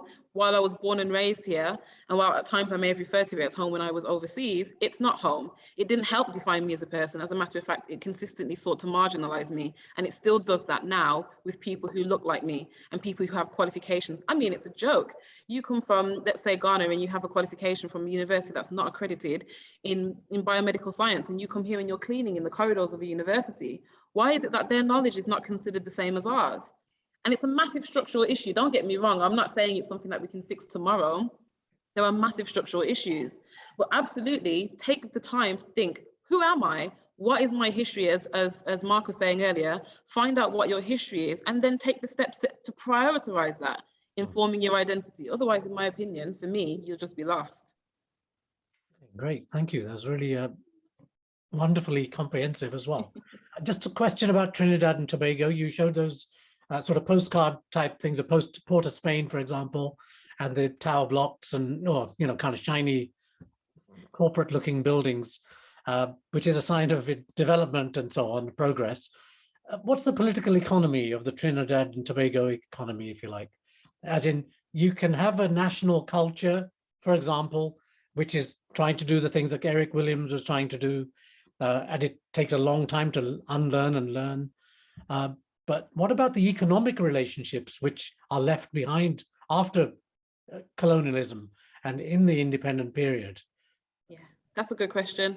That's a massive question as well. So Trinidad is considered one of the wealthier islands in the Caribbean because of the fact that our primary form of export is oil and gas.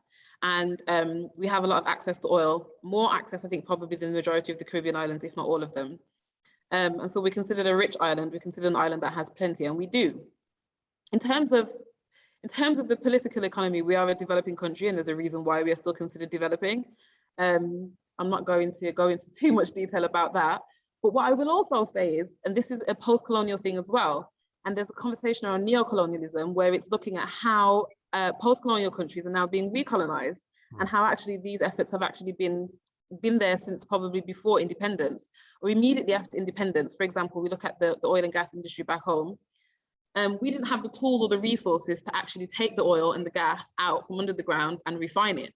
So what you found was these large companies like BP came in, completely obliterated the environmental laws, made these 99,000-year contracts with our island, saying that they will get oil and gas for a particular price, and then we're stuck, right? And so there's that conversation around, well, while we've become independent and while we have our independent autonomy, the European economies and the countries in the UK and the British Empire has still found a way to continue to try to recolonize and brought neocolonialism into the conversation again. So the struggle that I find for post-colonial countries and the economics of post-colonial countries is that we were never actually given our own 2 feet to stand on. While we celebrate independence and emancipation, and it's a great thing, and we do talk about it because it's important, and we've taken massive strides in becoming independent, you know, these countries and these empires, they still found a way to completely try to obliterate what we were trying to do. Just one last question for you, Melanie, while you're on. To what extent is China as an economic power with its Belt and Road initiatives and so on, where is that sort of figuring at the moment in the development or continued development of Trinidad and Tobago? Do you? Oh my God, I'm not a political economist, I'm an educator. So I'm going to try my best to answer this with the information that I have, but I could be completely wrong and I could be completely biased. Again, it's the same conversation of neocolonialism, where we don't necessarily have the resources or we haven't yet developed the infrastructure to develop construction, let's say, in a way that works best for us at the speed that we want it to. The post-colonial identity is still very, very heavy in Trinidad and Tobago. The colonial identity, sorry, is still very heavy in Trinidad and Tobago, and it comes across through the education, but also through the political decisions that are taken and just the advice that we take. And so what you find is we are still open for the predatory engagement of places like China when it comes to finding the vulnerabilities and saying, well, you need this, so we have this, and we'll give it to you cheaper than you can make it for yourself. Thank you so much, Melanie-Marie. I wish we could talk to each one of you. I could talk to each one of you for about 6 hours and learn so much more. I just want to ask a question of Les, because Les very kindly gave up his Q&A bit so we could sort of keep time. Les, you talk, I mean, this is for Mark as well, and possibly Melanie too, but from some of what I've read about the origins of enslavement and slavery as a system, prior to that, there were black and white indentured servants and servitude, which operated without the kind of badge of slavery at that particular time. But the unities which developed in struggles of people, black and white, who were indentured servants and so on, actually engendered a divide and rule racial politics. Where does that sit? So therefore, where does class sit in relation to the development of systems of racial oppression in your thinking? Right, so I think the first thing that, so are you talking about like the institutionalization of African chattel enslavement? Yeah, yeah. Right. So the first thing that I do, and I've been doing this for years, is we need to be very careful about when we're talking about African chattel enslavement and slavery or other forms of unfreedom. Because what Europeans did, the system that they crafted to disempower, dehumanize, whatever we want to say, Africans is totally unique. So I'll give you an example. I've read loads of accounts about, oh, well, they used to enslave each other in Africa and blah, blah, blah. So one example, you know, in loads of indigenous communities, not just in Africa, but other places, they got something called debt peonage. Okay. So it could work like this. Let's say you've got a Yoruba person and an Igbo person. This is before it was carved up, let's say. And let's say two of their male children get into a conflict and one of them dies. Okay. They could either go to war or they could institute this system called debt peonage. And what would happen is the child who survived would go and live amongst the others. So let's say it was a Yoruba child who died. That child would go and live amongst the Igbo people, okay? At first, the child would just be treated as other, but the child would during that, whatever it is, that period, would become one of those people. Then when they get to a particular age, they would be allowed to either go back to their own people or remain. So loads of Europeans have confused debt peonage with chattel enslavement. What is unique about African chattel enslavement, and if you read that, I touched on Orlando Patterson, it's either in Sociology of Slavery or Slavery and Social Death, one of them books, can't remember which one. But one of the things that he makes unequivocally clear about what happened to people of African ancestry was this thing called natal alienation. In any other form of slavery, you go back to the Greeks, whoever you want to go back to. If the woman was pregnant, her child was not automatically a slave. The child would be born free and then could be enslaved. For us as peoples of African ancestry, everything about us belonged to the master, everything. So the baby going through the gestation belonged to the master. We had no forms of freedom. Another thing we can consider, so let's think about the Dred Scott judgment where he bought his own freedom. He got enough money to pay for the freedom of his wife. Let's say they were in Oklahoma. I can't remember where they were, but let's say they were in Oklahoma and they said, right, we're going to go and live in Texas. When they went to Texas, she was re-enslaved because they didn't recognize her free paper. That's why in Jamaica, they got a saying when they say you're free paper bon. It meant that you were only free because you had a piece of paper. But in the context of America, and what happened to the people in the African Caribbean diaspora is part of the African American experience. And I'm sure Mark can fill that in probably better than I can. But the point that I'm making is people confuse and conflate systems of unfreedom with African chattel enslavement. Africans are the only members of the human family who were reduced to a mathematical equation. 3/5 of a human being for Southern voting rights or whatever. But again, that mirrors how people were treated. And as Mark said, in colonization on the continent and in chattel enslavement in the Caribbean. So, for instance, when people say things to me like, oh, Les, have you traced your DNA? You know, and people say to me, oh, 400 years ago, I was part of the Iwe people in blah, blah, blah. And I said, well, where were you 401 years ago? You know, migratory patterns across the continent. And anyway, look at India and Pakistan before 29 million people were killed during that separation. Are we taught that in schools? No. Are we taught about the indigenous systems that they had that stopped them from having these major conflicts that ravaged Europe? No. And what they will do is they'll say, oh, you know, you had the caste system in India, which we know about the Brahmin class, caste, etc.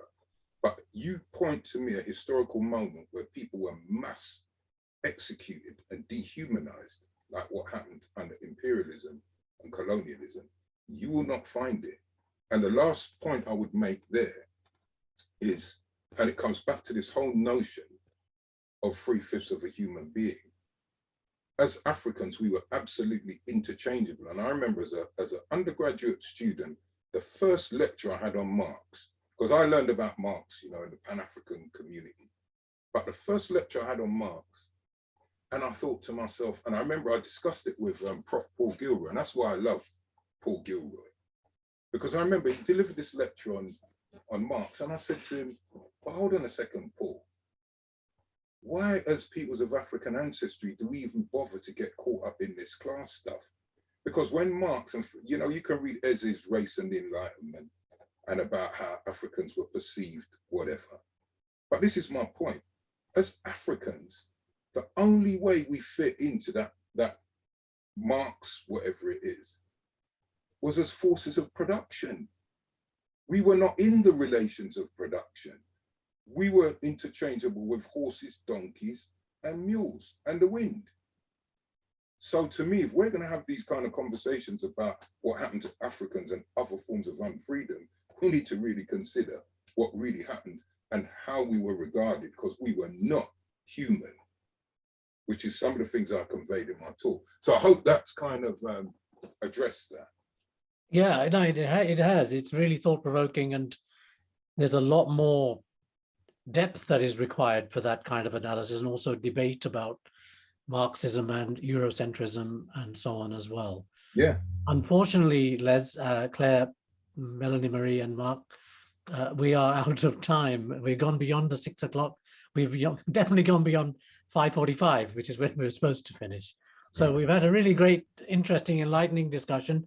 I hope we can carry this on at another time. As well. Absolutely, I hope so. Because this is, for me, sorry to cut you, but this is what we need. We need people to just, you know, you bring what you bring to the table, whether it's as a literary critic or whatever it is, you bring it to the table. Because one of the things that I would say is, whenever I do these kind of events face to face, whether it's Russell Group unis, Oxford or Cambridge, or in America or parts of Europe or the Caribbean, the students are like, yeah, why can we not have these kind of open and honest discussions? We don't have to agree.